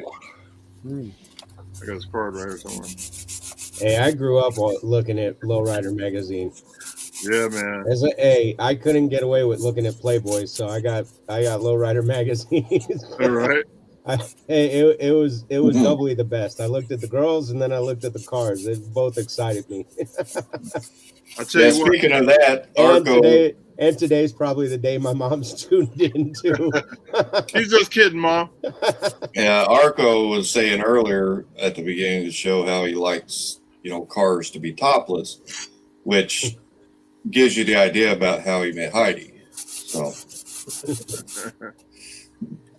if you guys ever you can search this, Google this. It's called what's the name of his car? Eldorado. It's an Eldorado that is Ray's from Lowrider magazine, and these guys build it, man. It's all metal. They did the whole interior all metal, and cut the roof out. It's all glass. Every time I see this car, like I took a whole bunch of pictures of it at SEMA. Every time I look at it, I find something different in the paint. Like if you're walking towards it, you can't see all the lines, but when you get to a certain angle, you can see different lines in it. And every time I see this car, I find something new. It's incredible, man. You should see this Eldorado. I think I've seen those pictures you were talking about. And I think he's the one that actually made a business of turning those G-body cars into convertibles and stuff too, didn't he? I'm not sure. In his shop, I think he's the same guy. And the guy does some radical fabrication, man.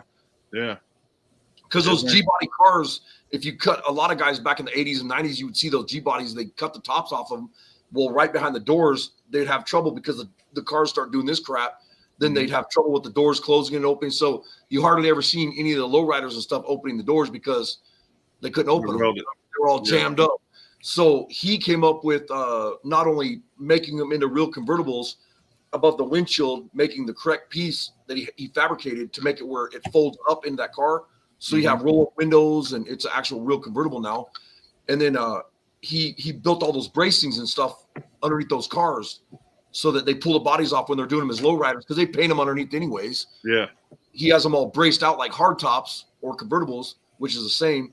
And then they put the bodies back on them, and then they can open and close the doors without the bodies wanting to do this crap, you know? Oh, that's sweet. And I think that's the same guy. That car is radical, though, that you're talking about. That thing is absolutely insane. Yeah. Yep. I bet you that guy has $300,000 in that car, man. I'm not Easy. joking. Yeah. Easy. Hell yeah. Got suicide doors on it. It's an incredible car, man. Yep. So hopefully we can get them on now. When I was doing my Lamborghini doors on my car, that's what I've been waiting for like the last 3-4 years. That's all I wanted to do was the damn doors, man. And the top of the doors I got to cut down a little bit. I'm going to put some shape into the doors, on the top because they're about an inch and a half too high right now, just because I got them mocked up. But that's the next thing I'll be doing. But did you see that thing I did with the tape line where I'm putting that body line in the side of the car? Yeah. I think that's going to be my very next thing that I'll do that car because it's I want something different on that body so that where the door opens and hinges and then goes up, I want it to be, it's going to mess with people because it's going to be at an angle. So it's going to be flat when it's sitting there, but then when you open the door, that piece comes out too. It's going to it'll be pretty radical. That's sweet. I got a picture of it right here with right here. You can see where I did the body line on it, Yeah. Man, that thing is killing. So that body line is going to go right down the side, but that actually comes out of the fender. It's going to come out of the fender down the side of the car, Yeah. And then I the think other thing. What's that? I was just going to say, I think it's cool that you're thinking of the environment and going to go with EV batteries. Yeah, right. Hey, I got we were on some I was gonna tell Lewis we were on some, I forget whose podcast or whatever, or live that we were on, and Joey's like, they're asking, what kind of motor you're gonna run in, whatever, and he's in the comments and he's putting 4-cylinder Lexus, blah blah blah, and this guy was all pissed off, and I'm like, bro, I'm not putting a 4-cylinder in the damn car, man. And then I changed it. Then I changed it to Toyota, then Volkswagen. And that guy's thoroughly confused now. All right, so here's the Gene Winfield video. I'm going to see if I can pull it up. Yeah, you got to copy it. I thought it would link it, and it's not doing a link. All right, hold on. Yeah, that's a good one. It's not like that. It's funny. I just started watching a little bit of it. It's funny. Yeah. He's like, I don't give a shit. Yeah, that guy's doing that filming. He does a whole bunch of them. He's pretty good. I found it on TikTok. I don't know if he's on YouTube also. YouTube probably would have given me the link. Yeah, I can't copy it. Yeah, that guy's pretty good. Yeah. He does drones and photography. Let's see. I seen you with those lowriders, John. A while back, you were doing some video with those lowriders. There's some good ones over there. Man, we talked about this a couple times on the show, but you really got to respect a lowrider, man. They do so much fabricating in the paint, in the interior, dude. You know, that's the thing is, these people don't understand. Like those lowriders, when they put mirrors underneath those cars and stuff, and there's the same graphics underneath the cars, and it's just as clean as the outside with the $100,000 paint job on the outside of that car. Yeah, I mean, the hours that go into those cars is insane. Mm-hmm. And I was watching one of them on what was it? Instagram the other day, and a lowrider guy's building one right now, and it's one of those X frames, like a 63 Impala or whatever it is, 64 Impala or whatever, and they're building this thing, and the work that they put into the frame to smooth that thing out, I mean, it must have been months. And they smoothed the whole frame out just so they could start painting on all the graphics and the metal flake and gold leaf. And I mean, they went nuts on that thing. I can't even imagine what the car's going to look like, Yeah. But I mean, the money and time that goes into that is crazy. Yeah. I see these guys doing the old school ways too. The way they block sand, the way they prime. I mean, they're really methodical about it. But when I was in high school, this guy had a really cool, I always thought it was neat because I never seen one in my whole life except for this guy's car. But it was a 53 Chevy sedan delivery, but he had it chopped with his lowrider company on the side of it.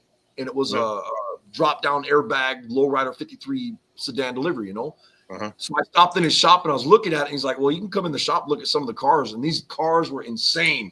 Just radical. And the dude's over there, one guy's blocking the car out. And I thought he was nuts at the time, but now I look back and I'm like, to get a show car quality paint job, you gotta mud the whole side of that car. You gotta mud it, and you're not leaving the mud meaning body filler. You're not leaving the body filler on the car.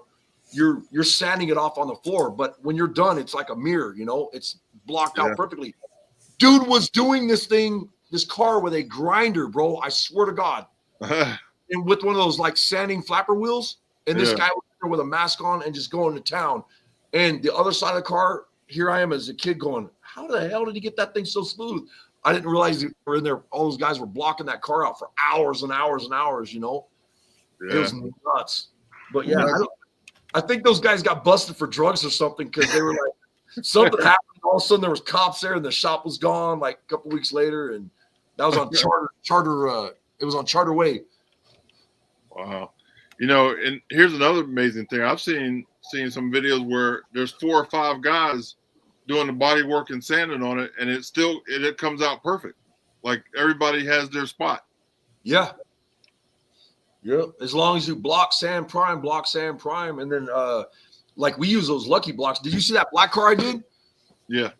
With those we use those Lucky blocks on that, and we spent months on that car getting it perfect. And it was cool when I painted it. I mean, I was pretty excited because I thought we were going to get it out in the sunlight and I was going to have to go through and I could not find a single ding, dent, imperfection on that car anywhere, man. It turned out beautiful. That's hard to do with black. Yeah. And you're not lying. People don't understand what goes into doing a black car, Black or white. White hides everything. White hides everything, but when you look, all of a sudden, if you look at the right way, you're like, holy crap, From a distance, it looks like, oh, you can't see, but white's a tricky color also. Yeah. It will hide it. Well, guys, I think I'm going to get out. Thank God. Go away. All right, Joey. Look at Time, Joey. That's that black car we did right there. That's the cloud, the reflection of the clouds, man. Yeah, that's crazy. The whole car looked like that, It was funny too, because when the guy come up to pick up the car, and it was because he called, he was on the phone. He goes, "Well, I don't want it too shiny." And then me and Spud at the time we're like, "Oh man, Too late." Yeah, it's way too late." So when he walks up to it, if the door was like right here, he walks up to it and he's doing this, and he kept doing that until he touched the car, and he was just like. Oh, it was like a mirror, man. It looked crazy, Changed his outlook. The tow truck driver owns a body shop, and that was pretty cool. It was a big compliment to me because he owns a body shop and does beautiful cars. And he goes, "You painted that?" And I go, "Yeah." And he's like, "Damn, bro, that's badass." I forget what he said, but he was like, "That's nice, man." I was like, "Thank you." But work that went in that paint job. All Crazy. right. Good night. All right, Joey. Talk to you later. Hey, Joey. Yeah, Joey. Yeah. Good night to everyone but Arco. My man. Yeah, Oh. I can't wait to get my life settled down, where I could start working on some stuff. So where do you think, I got to ask you this, since you're going to be living homeless in a bus down by the river, are you going to maybe do a thing where you partner with somebody in a shop where you can build your own stuff? Well, what I was thinking about doing is buying a little piece of land and putting up a big garage. Yeah. And that'll be my home base. So I can come back, pull the bus in, and have my stuff inside. Well, it's kind of smart for your business too, isn't it? As far as your company, because you want like an actual address and all that. Yeah, yep. If not, it'll say like Lewis Lee Transient. You know what I mean? Yeah, bum. Hippie. Yeah, hippie in the bus. Yeah, pulling up Yes, with your tie-dye clothes and stuff at DMV. You know? Yep. So that's what I'm thinking. Don't forget the dreads. Don't forget the dreads. Yeah, I gotta do dreads. So I'm looking at a piece of land right now, so I might grab it before I leave and just let it sit until I'm ready. Ohio, if you don't mind me asking, Ohio? Yeah, no how. Yeah. You like that place, don't you? It's cheap. Really? Man, look. How cheap? How cheap? All right, so in Terry's area, New York, his house is probably 400, 500 grand. For that same house here would be 200 all day. That ain't cheap, brother. Cheap is Big Falls cheap. Well, Hey. in comparison. Yeah. So my house, or the house across the street that we have with the 5 acres in my shop, and then I'm at our other house in the other shop for Heidi's place right here. This is my old body shop, and this is Heidi's deal right here. But my shop across the street with 5 acres in that house, $25,000. Really? That's my fab shop. You see me working in? Swear to God, bro. Yeah, 25 grand. Yeah, but it's cold. And I'm looking to downsize from New York. And in North Carolina, the downsize that's cutting me in half is almost going to be like $400,000 or $500,000. Man, That's crazy, ain't it? New York prices are crazy. It's bigger, everything, So I'm happy. hey Ray, what town are you in, or where are you at? What state is it? I'm in Nassau County. I'm on Long Island in New York. If you look at the map, it's that little thing that sticks out on the bottom. But how far from Terry though? Not too far. I maybe, if I get there without traffic, I think I could hit him in like 35, 40 minutes. Oh, okay, you're real close to him then. Yeah, we're not Distance far. wise, not too far, right? Distance-wise, right? Time-wise. If I got to do it during the day, it might take me an hour and a half. Yeah. And $9. And, Oh my no. I don't have to go through the city. I saw What? something with What? tolls. I think it was Ray. I think it was one of the videos you sent, and it was a toll. It was like $14 for some Oh, bridge. the Verrazano, the Verrazano Yeah, Bridge. but I'm talking about the congestion tax or whatever. Oh, that's right, the congestion tax. Too. We were Well, that's just in the talking city. about that last week, and then the next day they put it in place. That's in the city. Yeah, that's if you want to go south of 61st Street. You got to pay $9 to do it. Hey, look what he put. Look what Brand Midnight Customs put in the comments right here about Ohio, bro. Here, I got it.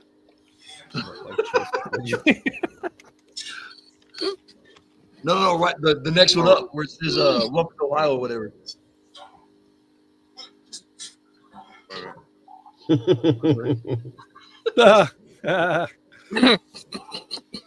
Man, I was so pissed off when we came to Ohio to excuse me, to work on the bus with you and stuff. We hit every damn toll booth. There must have been 300 of them down the highway. I'm like, what is this crap? Why don't we just start throwing money out as we're driving, man? Get pissed. Especially since you paid for that road. Yeah, right. Exactly. That's freeway that they're turning into toll roads. Yep. I It's first such a ran bunch into of that crap. when I got stationed in D.C. at the Pentagon, and I'm driving up on the interstate, and all of a sudden it says stop at toll booths, and I'm like, what the fuck is that? Well, I found out. Except it was cheap. I only had to pay a quarter. Yeah, but it's just like one more way to steal your money, man. Oh, it is. Yep. Damn it. Our taxes paid for the roads that they're now putting tolls on. At least most of them. That's one of the reasons I moved out of California. The day the lady at the DMV, my insurance and everything, it all kind of like combined all that week. And it was $2,700 for me to register my truck. And I was like, what? I went home and crushed it. I went home and crushed it in my driveway. Honest to God. I was like, I'm done. I'm out. And then like an idiot, I crushed this truck. I'm going to scrap it out because I was so pissed off. And the bus driver comes up, dropping my little girl and my son off from the school and just starts bawling. And everybody's like, what's wrong? And she's like, did he get in a wreck? And because she sees the truck. I'm like, oh, I'm good. So bad. Yeah. That's funny. So, have you guys heard of Sick Week? Oh yeah, No. The Dragon Drive? yeah. You've heard- Oh, Tail the Dragon? No. It's a Dragon Drive with Tom Bailey. That's what Chassis John wanted to do, Lewis. He was talking Yep. about it. Okay. He was gonna take his car there when he got it done. Yeah, so I'm gonna do it. But I'm just this thing called the Sick Ward, which you just follow the path. You don't drag race, but you just get to hang out in the pits and cruise around with them and everything. So I'm gonna do that at the end of this month. So I'm looking forward to that. This should be fun. Nice. I don't really have anything that I trust to actually drag race and go to all the different places. So I'm just like, I've gone to, they've come because it's in Georgia and Florida, and they've come to the local track down by me, and I've gone every year just for the one day to hang out and watch some drag racing. So this time I'm like, man, I would like to just go and do the whole thing. So that's what I just got to figure it out. It's going all the way to Georgia. Then it's coming back down, like passing my house the next day. So it's going to be a lot of driving for me. I just got to figure it out. But it's an experience, Yeah, I know. And it's like I'm thinking of it as like a trial for like a Hot Rod Power Tour or something. Because Hot Rod Power Tour, I have to go there and then go all around. Now I'm traveling in my area. If something really bad happens, I just drive home. Yeah. We were just talking about that Hot Rod Power Tour, Midnight Customs. Brandon and myself about, I don't know, a couple hours ago, right before we got on here, we were talking about the Hot Rod Power Tour or whatever. It's something I'd like to go. That'd be fun to go to, man. I think me and Terry might do it this year, I think. Yeah. Because I'm in the Facebook groups for Hot Rod Power Tour, and it seems like it's a lot of turned into just sitting in traffic. If you Really? follow the route, there's people Yeah. the cars are sitting in traffic, overheating, and it's during the summer, hot weather, and it's like, so I'd like to do it, but if it's, That's I when don't you know. find out if your car is good, because if Yeah, you well, don't definitely have overheat, yeah. you know that you've got a good system. Yep. Yeah. But you see videos and just, everybody's just, the driving part is just 10 miles an hour the whole time. It's That's like, what man, tripped me out. My Roadster, it's never ever given me any problems. And we went to St. Paul back to the 50s, and there's like 13,000 cars, people everywhere. And we were just creeping through the car show, and my Roadster started overheating. I told Heidi, I'm like, what the heck? Yeah. Something's not right. I'm like looking like something's going on, That car has never overheated or anything like that, never broke down, nothing. And it tripped me out. But later that day, after it burped out a bunch of antifreeze, and we shut it off, and I got yelled at. They wanted us to move the car. I'm like, hey, I can't drive it. There's people right here. I can't overheat my motor, Yeah. And so we let it cool down for a second, then got out of there. But we went to a side road and parked. Well, that morning I had taken the cap off, which I don't know. I never hardly ever do that. I always check it like in the shop and stuff. But I don't think it like burped all the way, so it had like maybe an air bubble. Because as soon as I did that, it came up, burped, and then that was it. It never overheated for the rest of the day like that, Yeah. Huh. It was a trip. But yeah, if you can go, big horsepower motor and whatever and drive through traffic like that, that's to me like, I think it was Papa Squirrel that just said that. That's like a test, for your vehicle. That's pretty cool. Yep, I think it's impressive when you can do that, because Yeah. too many cars I've seen that are fast and that can't idle more than about 5 or 10 minutes. And Yeah, then well, they that's what this. overheat. Yeah, that's what this Dragon Drive is. There's cars that run like low 7-second quarter miles, and then they put the regular tires on and they go driving around. It looks funny because they have the big, huge tires when they're drag racing, and then when they go drive, they put these little. I mean, it's skinny, but they're normal tires, and it's always tubbed in. They drive around with that. What's that? That chick that does that on Instagram and stuff? She's starting to get kind of famous. Alex Taylor. Yes, Her yes. Chevy, like 55 Chevy, I think. Is Yeah. that what it is? 55. Yep. Yeah. Man, that thing's a monster, and she drives Yeah. that thing like that. You know. It's a pickup. No, it's a car. No, it's a- No, it's Oh, a car. It's a car. I saw her last year, and she was underneath the car. I mean, she works on the stuff. You've Yeah. seen her on the other car show, whatever, Hot Rod type Garage or whatever. But she was underneath the car with her dad, pulling out the transmission. You know, Yep. getting to work. I'm like, damn, like, that's pretty cool. Have you seen her race, Lewis? No. Man, that girl don't mess around, bro. That thing is so fast. Like she's Yep. kicking everybody's ass. Oh yeah. Yeah. What do you think, Keith? What do you think she's got for horsepower in that car? I have no idea. It's got to be like 1,500 or more. I was gonna say $2,000, 25 maybe, because it's I all think it was steel. I think it was 1,800. 1,800. 1,800. And she drives this thing on the street and like goes on the track and just Yep. tears them up. Makes Yeah. guys look stupid, man. What's her Well, name? the other thing is she's a small girl, so she has the weight advantage too. So she's just, she weighs nothing. What Yeah, kind she's of a car is it? little tiny skinny thing. It's She don't weigh 55. nothing. It's a 55. It's a 55 Chevy. ain't it? Yeah. Yeah. I think it's a It's 55. Alex Taylor Racing is the Oh, name. Yeah, Of it. she's on her YouTube page, on her YouTube. She's building her garage and everything. She's in the middle of getting a garage, building a garage, and You know what's funny? She just got engaged to, I don't know whoever, right? But the guy's last name is also Taylor. I'm like, what? She live in That's West kinda- Virginia. Huh? Does she live in West Virginia? Oh, I don't know. Is that a thing there? Marry your cousin? Well, I'm he's impressed. I'm impressed by any lady that works on her own cars.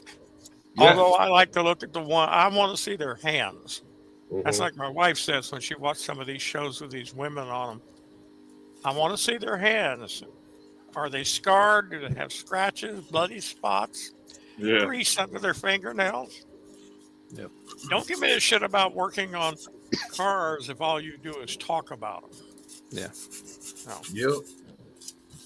Yep. Well, she works Like it. on them. Unlike I miss the other Heidi person. since Heidi's been in this shop doing her thing. She's not with me no more, you know. But we used to build some cool stuff together. It was fun, man. We'd stay out there till 3, 4 o'clock in the morning sometimes, music blaring, and then Yeah. working on something, grinding or whatever. She'd be just. She always teases me. She's like, "You look like some GQ model, all clean." And she'd walk in the shop and walk out, just be covered in grease and oil. Yeah, cracks me up. That's great. But I got some pictures of her in my phone where she's underneath the lift and stuff, working on the cars, whatever. And now she's got a little short finger because that one that the dog bit off, but it don't even slow her down. She's still out there working, you know. She's a tough bitch though. That night, she was doing this workout thing and she got her finger bit off. We go to the surgery that night. We come home. She literally gets out of the truck and she's like, "All right, I'm gonna go finish working out." I was like, "Huh? Yeah. Finger bit off, man." Did you kill the dog? No, I wanted to, bro. I wanted to. Yo. You didn't get the terrible. finger back and put it back on? Can't they patch it back on? They did a really good job though. You can't even hardly like she literally has just a little bit left where you can see, but you honestly you can't tell if you look at her hands. But without you like really looking at it, you can't tell she's even missing part of her finger now, you know. They did a Yeah. good job on it. Reminds me of my old shop teacher. He had his hand looked like this. He's like, "Yeah, watch out for those What- saws." The wood shop what's- guy, He's Two Finger Joe. Yeah. what's the song, Ray? Got it. That's it. Grandpa used to, he had one like that and he'd sit there and stick it so it looked like he had his finger. Up his nose. Gross people. Like, he did it in restaurants and things like that just to watch people. Try not to watch him. Yeah. My grandfather lost the tip of his finger. Was a plumber. Was on the threading machine. Putting a pipe thread in. Mm. And when he slit that finger, he grabbed a hold of that and ripped it, pulled it off, and chucked it on the side and pulled all the nerves out of his arm. Oh, Oh, God. And kept on working.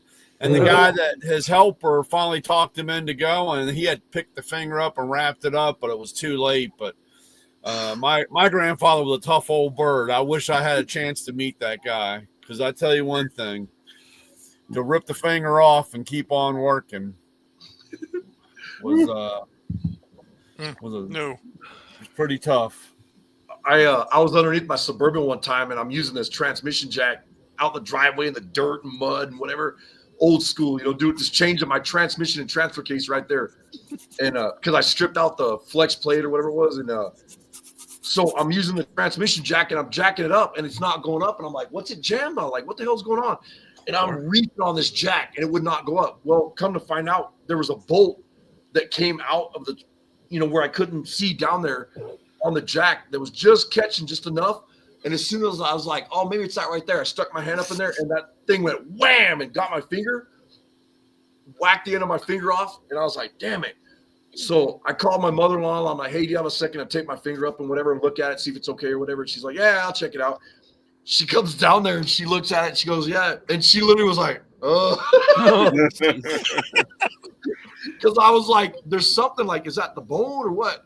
But it was my fingernail was jammed in my finger. So she had to like take it out first. She turned green, bro. She was just like, hey, we took our fingers for granted, man. I didn't get smashed. I got cut real bad a couple times. I used to work at a drive-through dairy place and some glass cuts, and like the first time it happened, it was actually this finger. I got cut, lost the nerve in his finger. So you go to the ER, and I was like, I was young. I was like 17 or whatever. And they said, okay, we're going to clean you up, and we're going to, we'll numb it and we'll stitch you up. Okay, cool. And I was fine. Everything was cool until she comes over with the needle. I'm like, all right, now where's she putting it? She's putting it in, in the open. I'm like, what are you doing? Oh, no, we got to get it right in there. I'm like, oh, shit. A couple of years later, this is how I learned. And to this day, I do not try to catch anything that falls, because that's how I got cut the second time. We just stocked out the milk in the cases, and we really stocked it up pretty heavy for the next guy, the night guy. And now as he's checking the register, you're doing the last couple of customers, and I go to take a bottle of milk off the top shelf, and it slipped out of my hands, and I went to catch it. But what was between me and the bottom was all the gallon jugs of milk. So that bottle trapped my hand and broke, and opened up right here on that line there. Holy shit! Blood everywhere. Back to the ER, and now I knew the drill. So I'm sitting there and I'm holding my hand, and everything is cool. The nurse is checking it out, and she gives me shots. I don't look when she's doing the needle, and then I'm just sitting there waiting for the doctor to come in. I'm looking at my hand, and it opened up like this. It just kind of did one of these like whoop, and I never saw the inside of my hand before, but it was like purple and red, had this like black out of sight, and my stomach instantly flipped. I was like, oh shit. Like, how do they do this for a living? After a while, you get used to it. After you throw up a whole bunch of times. Yeah, I didn't have enough. So, then I was getting ready for, there was a big show called Lead East out here. It was a 50s show, big car thing in Jersey. And I wanted to go to that so bad when I was younger. Man. Yeah, I used to go every year. So I was getting the car ready, and I was changing the tires. I had Corvette rims and big, L60 15s. So I was trying to bust the L60 off the rim. And now this was summer. It was I guess it was in July, early August. Yeah, because that meet was late. So it was hot. It was humid. You're sweating. And I'm on a tire machine. I was all greasy. I was totally black. You couldn't see my hands, the color of my hands, from doing work on the car. And I couldn't get the bead to break. So I took the tire tool, and you bang on the bead to try to bust it, off through them. This is on our old Coates 1010 machine, and I'm hitting it. I didn't realize, but as I was doing that, my hands were slipping down the tool, and that last shot, my hand slipped. I didn't feel it, and my finger was down there when the tool came down, and with everything I had, I felt it. I was like, oh, that doesn't feel good. and I picked my hand up and just through all the black grease, all that red came through. Ugh. And it was like, what a contrast. I mean, again, it was like nothing but blood. And I saw the skin flapped open. So I just went outside. I put my hand, I held pressure on it. I just sat there. My buddy comes out of the shop. He goes, "Oh, what are you taking a coffee break?" I was like, "Dude, no, I think I'm done. I think you got to finish this up." I said, I'm not going to finish this. He goes, "Why?" I just held my hand up, blood's dripping everywhere. He's like, "Oh my God." Yeah. So now I had to wait. Go to the I went to like a medical center and they got to clean you up. She's like, "What were you doing?" I was like, "I was working on a car." So they're scrubbing the grease off, with a scrub brush, and That hurts. yeah, and the fingers half flapped open too. So at that point, I was like, "Yeah, just do what you got to do." They stitched that up, and off I went again. It's crazy how fast you can get hurt. Yeah. So, like I said, from that other thing with the milk, when something falls, I just do this, like let it fall. When we're talking about that right there, Ray, and you're talking about going like this. When I worked for this company in California, I was an iron worker, and we're getting all the iron and all the stuff to put up a building. It was on a big rig flatbed, and they had these stickers in there, and we were going to try to move them, but one was caught or whatever. And I told the operator, go like this, put your hands up, and they always, so they don't bump nothing or whatever. Right. Well, the idiot looks at me, puts his hands up like this, and we made eye contact, and I stuck my hand in there like this to move that stuff out of there. And all that iron for, a building that's, 80 by 100 or whatever it is, or even bigger, who knows, all that weight come down on my hand and just smack the piss out of it, like flatten my finger. So I went to the doctor and whatever, and they wrapped it up, and the doctor's like, "It's not broken." They x-rayed it, and they're like, "It's just really, really bad." And he's like, "You might want to take a couple days off because your finger's gonna be hurting." Yeah. And so I'm in there with my boss a couple days later, and it was like the Christmas party or something, I don't remember. And all these people are standing around, and the secretary says, "This is ridiculous. You can come back to work. We have, the carpenters all the time hit their hands with a hammer or whatever." And I go, "Yeah, but this is really bad." And she's like, "I've heard all that, blah, blah, blah." Being a smart ass, Yeah. And my boss just kind of gives me a nod, like, "Go ahead." And I unwrapped it like this, and I showed her, and she goes, "Oh my God, just take a couple weeks off." Yeah. I go, You cartooned it, man. You flattened it like Wile E. Coyote. It was bad, man. Oh, shit. Yeah. Well, I learned when you're working with things, don't be tired. And if you're tired and you know it, quit. Papa Squirrel, I'll tell you, when I'm in the shop now, I'm old. I'm the old guy over there. And I can tell when I start like catching my toe on the ground and tripping a little bit, or if I start dropping things, I'm done. I had enough. I had enough. Those are my triggers now. It's like, don't push it because you're going to get hurt. Yeah. Yeah, about 6 years ago, I was splitting some wood, and I was splitting this cypress stuff, and it was eucalyptus, and man, it was tough. Tough stuff. And I had the splitter going straight up and down. Well, I was kneeling beside it, and I was thinking, as soon as I'm finished with this one chunk, I'm going to quit because I feel tired. It's always that last piece. Oh, yeah, it went up. And for some reason, I'm looking at the plate down there, and I'm going, "Oh, that might be causing why it's not splitting right." I got my hand down there, and I'm sweeping the sawdust off, and all of a sudden, that chunk of wood fell down. Smashed the finger. And I didn't even want to look at it. I'm just holding it, going, "Oh, fuck, this hurts."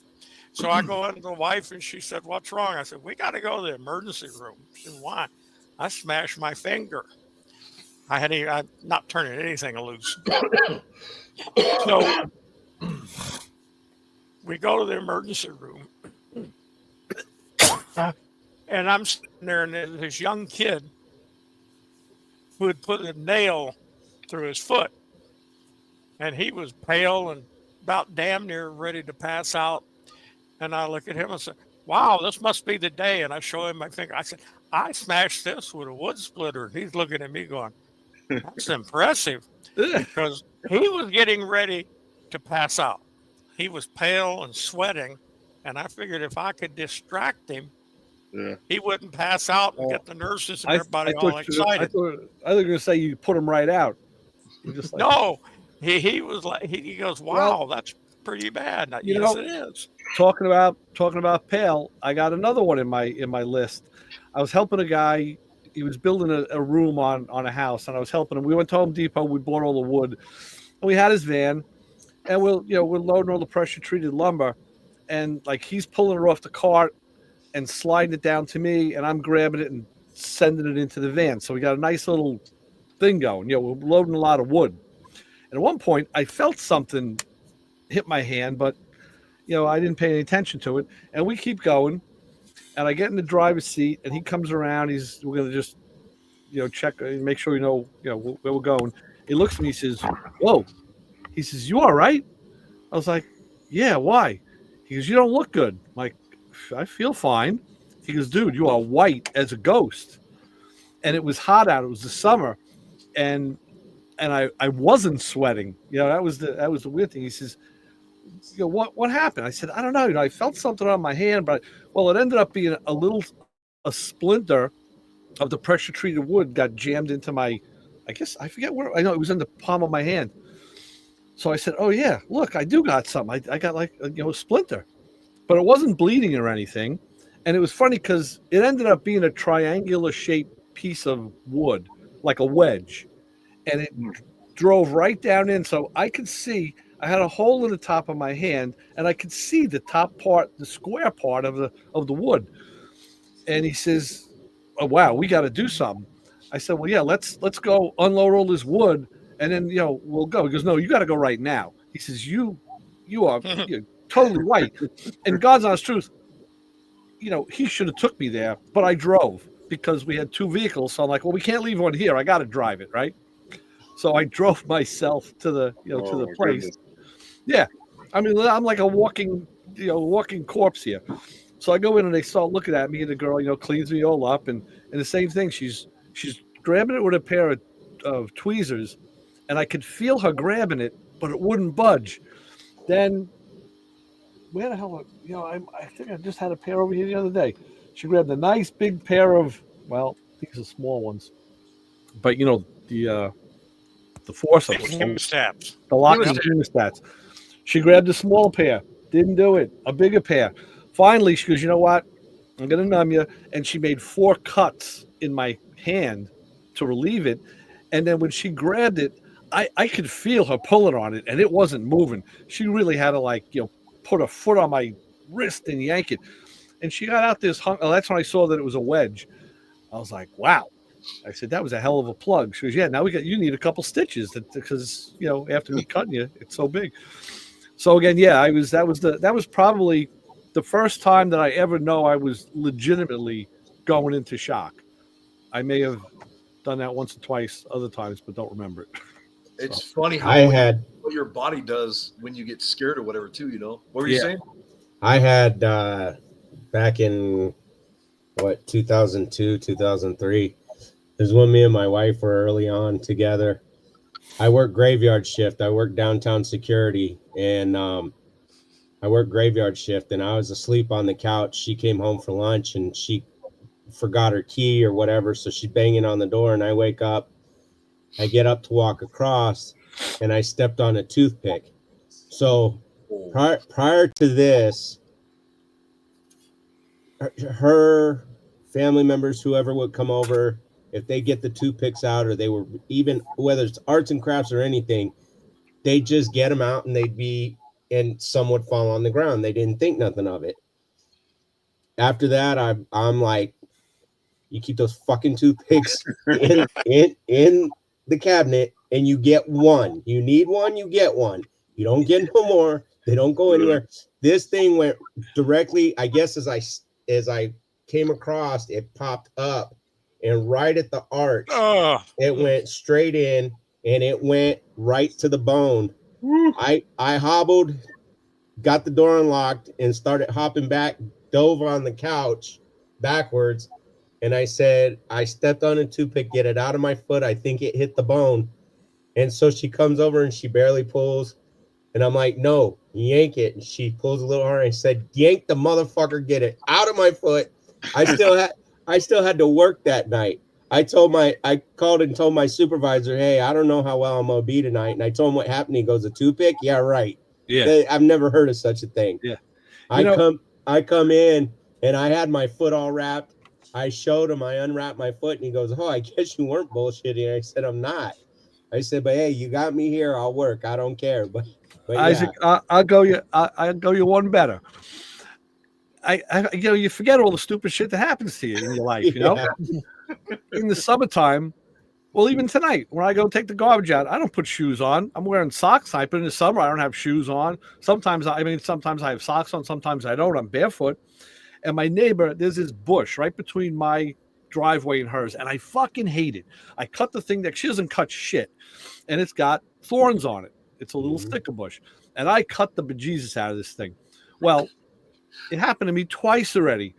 Going out to take the garbage out, I would step, like one of those thorns was in my driveway, and I would step on it, and the next day you feel it. Like, what the hell is that? And I had to go to a podiatrist twice to have him remove it because your body sucks it in. It takes the thing inside. I mean, the first time I thought it was just an anomaly. It was a weird, but it happened again, like another couple of, like 2 years later. Wow. I was like, son of a bitch, man. The stupidest little thing, this dopey little thorn. And man, then it can get infected, and there's all sorts of shit that can happen. Hey, I was going to tell you, Coach. I didn't want to interrupt Ray, but Dave Knapp. When I was like in grade school, my dad's buddy, Dave Knapp, his wife. This is in California where I live, but she walked out her driveway and somebody had dropped a toothpick or spit it out, and because it had like stuff from your mouth on it or whatever, it poked in her foot. Gets infected, and she knew she stepped on it, so she like broke it off and got it out of there as best she could. And then she ends up, this is like a month later, she was having all these like problems and whatever. It went up her vein up to like, top part of your leg. They had to cut her leg off, bro. Holy shit. Yeah, over a damn toothpick, bro. Wow. Yep, I believe it. I guess it was in her grass like this, or on her driveway or whatever, and she stepped on it and it went same thing as what you said right there. Yeah. But somebody had spit it out of their mouth, so the stuff. So you had the saliva and stuff on it. Yeah. Nasty, man. So yeah. I get so pissed off about if I see somebody throw a toothpick down, I'll beat their ass, man. It freaks me out. It's like, yeah. Oh yeah. That's scary. Wow. Oh yeah, I freak out about it too. I'm lucky enough that the one I stepped on was sterile in the sense that it was it just fell out of the box. It was new, it was new.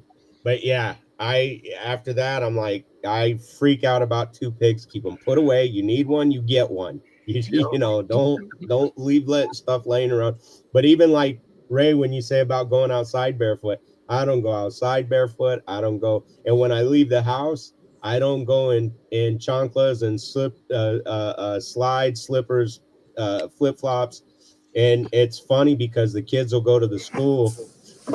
The kids will go to the school and they'll be wearing their Crocs and their flip flops. And I'm like, I can't believe you come out the house with house shoes on. House shoes belong at home. Why do you come out like that?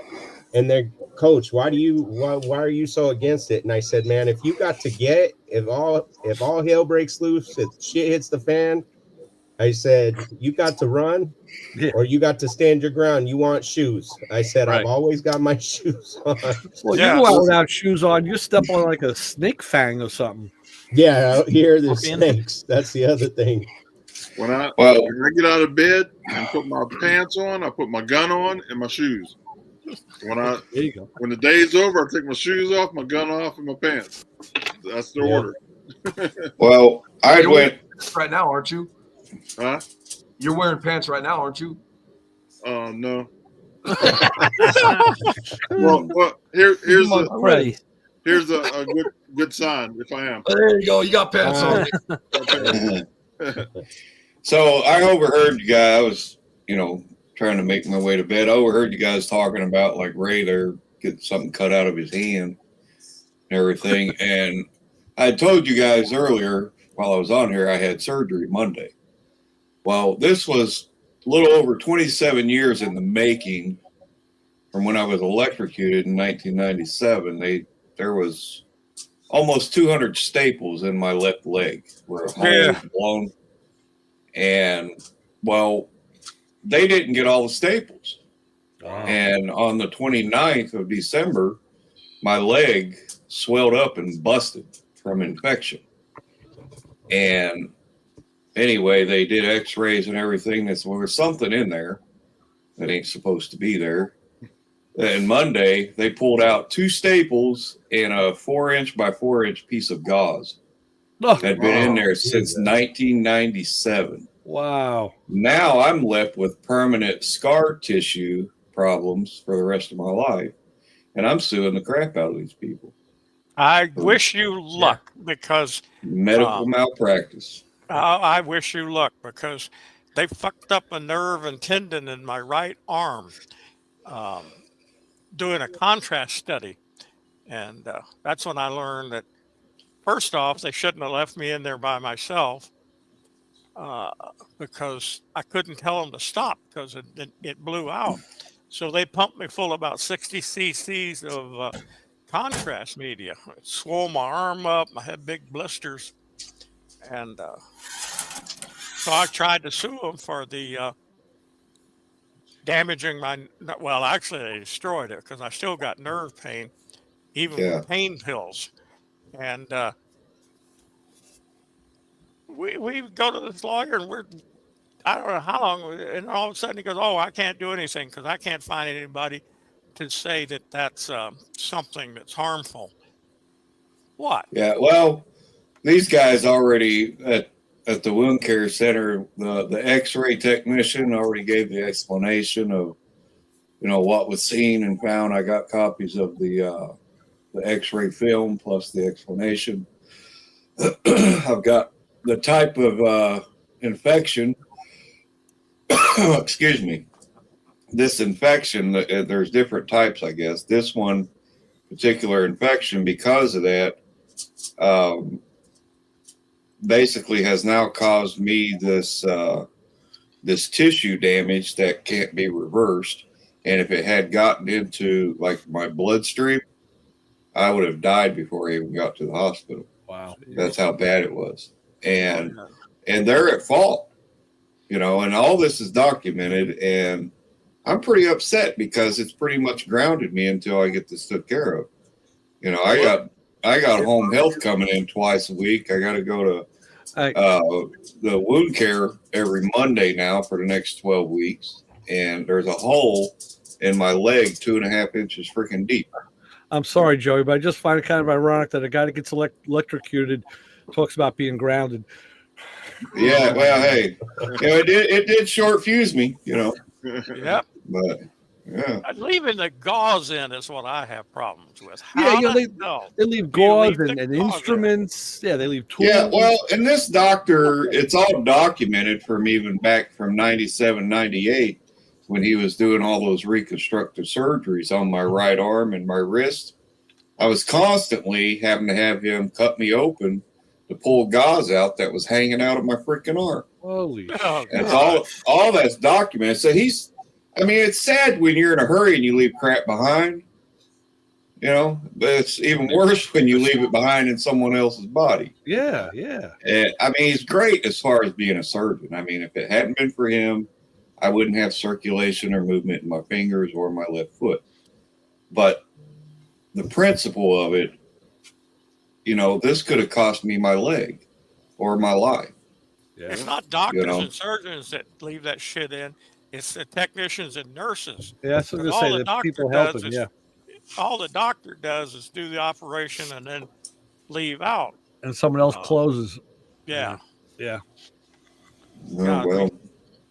Hey, I don't want Somebody- to. I'm going to get off here, you guys. I got that too. It's getting late. All right, Marco. Yeah. Good night, Grandpa. Thanks Appreciate for all coming you on, guys, man. man. Good seeing you. Thanks for the invite and everything tonight, bro. Yeah, come anytime, bro. You family.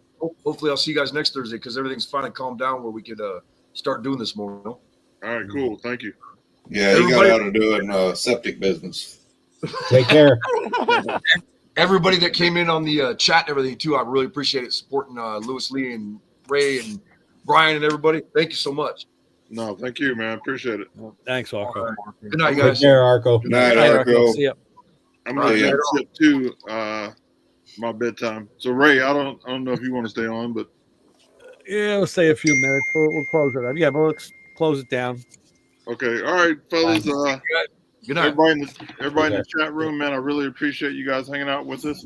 And we do this every Thursday night at 9, so you're always welcome to come hang out. And if you have something you might want to promote, let me know, and I can get you on the screen. And everybody else, have a safe week. Oh, man, I like that cup. Yeah. Oh, man, look at the swag. Yeah. Yeah. All right. Yeah. Anybody in the I chat gotta get room, me some. if you'd like to support our channel, you can go check us out at planandtraffic.com. And we got the swag going on. Yep. Tell you what, guys, he lives closer to me than all of you. If you just pay for the stuff, I'll save you on the shipping. I'll wear it for you. Yeah, there you go. All right, thanks, guys. I'll see you next week. All right, Lewis. Yep. Later. See you, Lewis. Thanks. Take care, Lewis. Yeah. I'm gonna skin out too now and finally go to bed. But yeah, that got me going when you guys talking about this because it's just burnt me Get up. out alive. You know, it's Don't upset blame me. you. Yeah.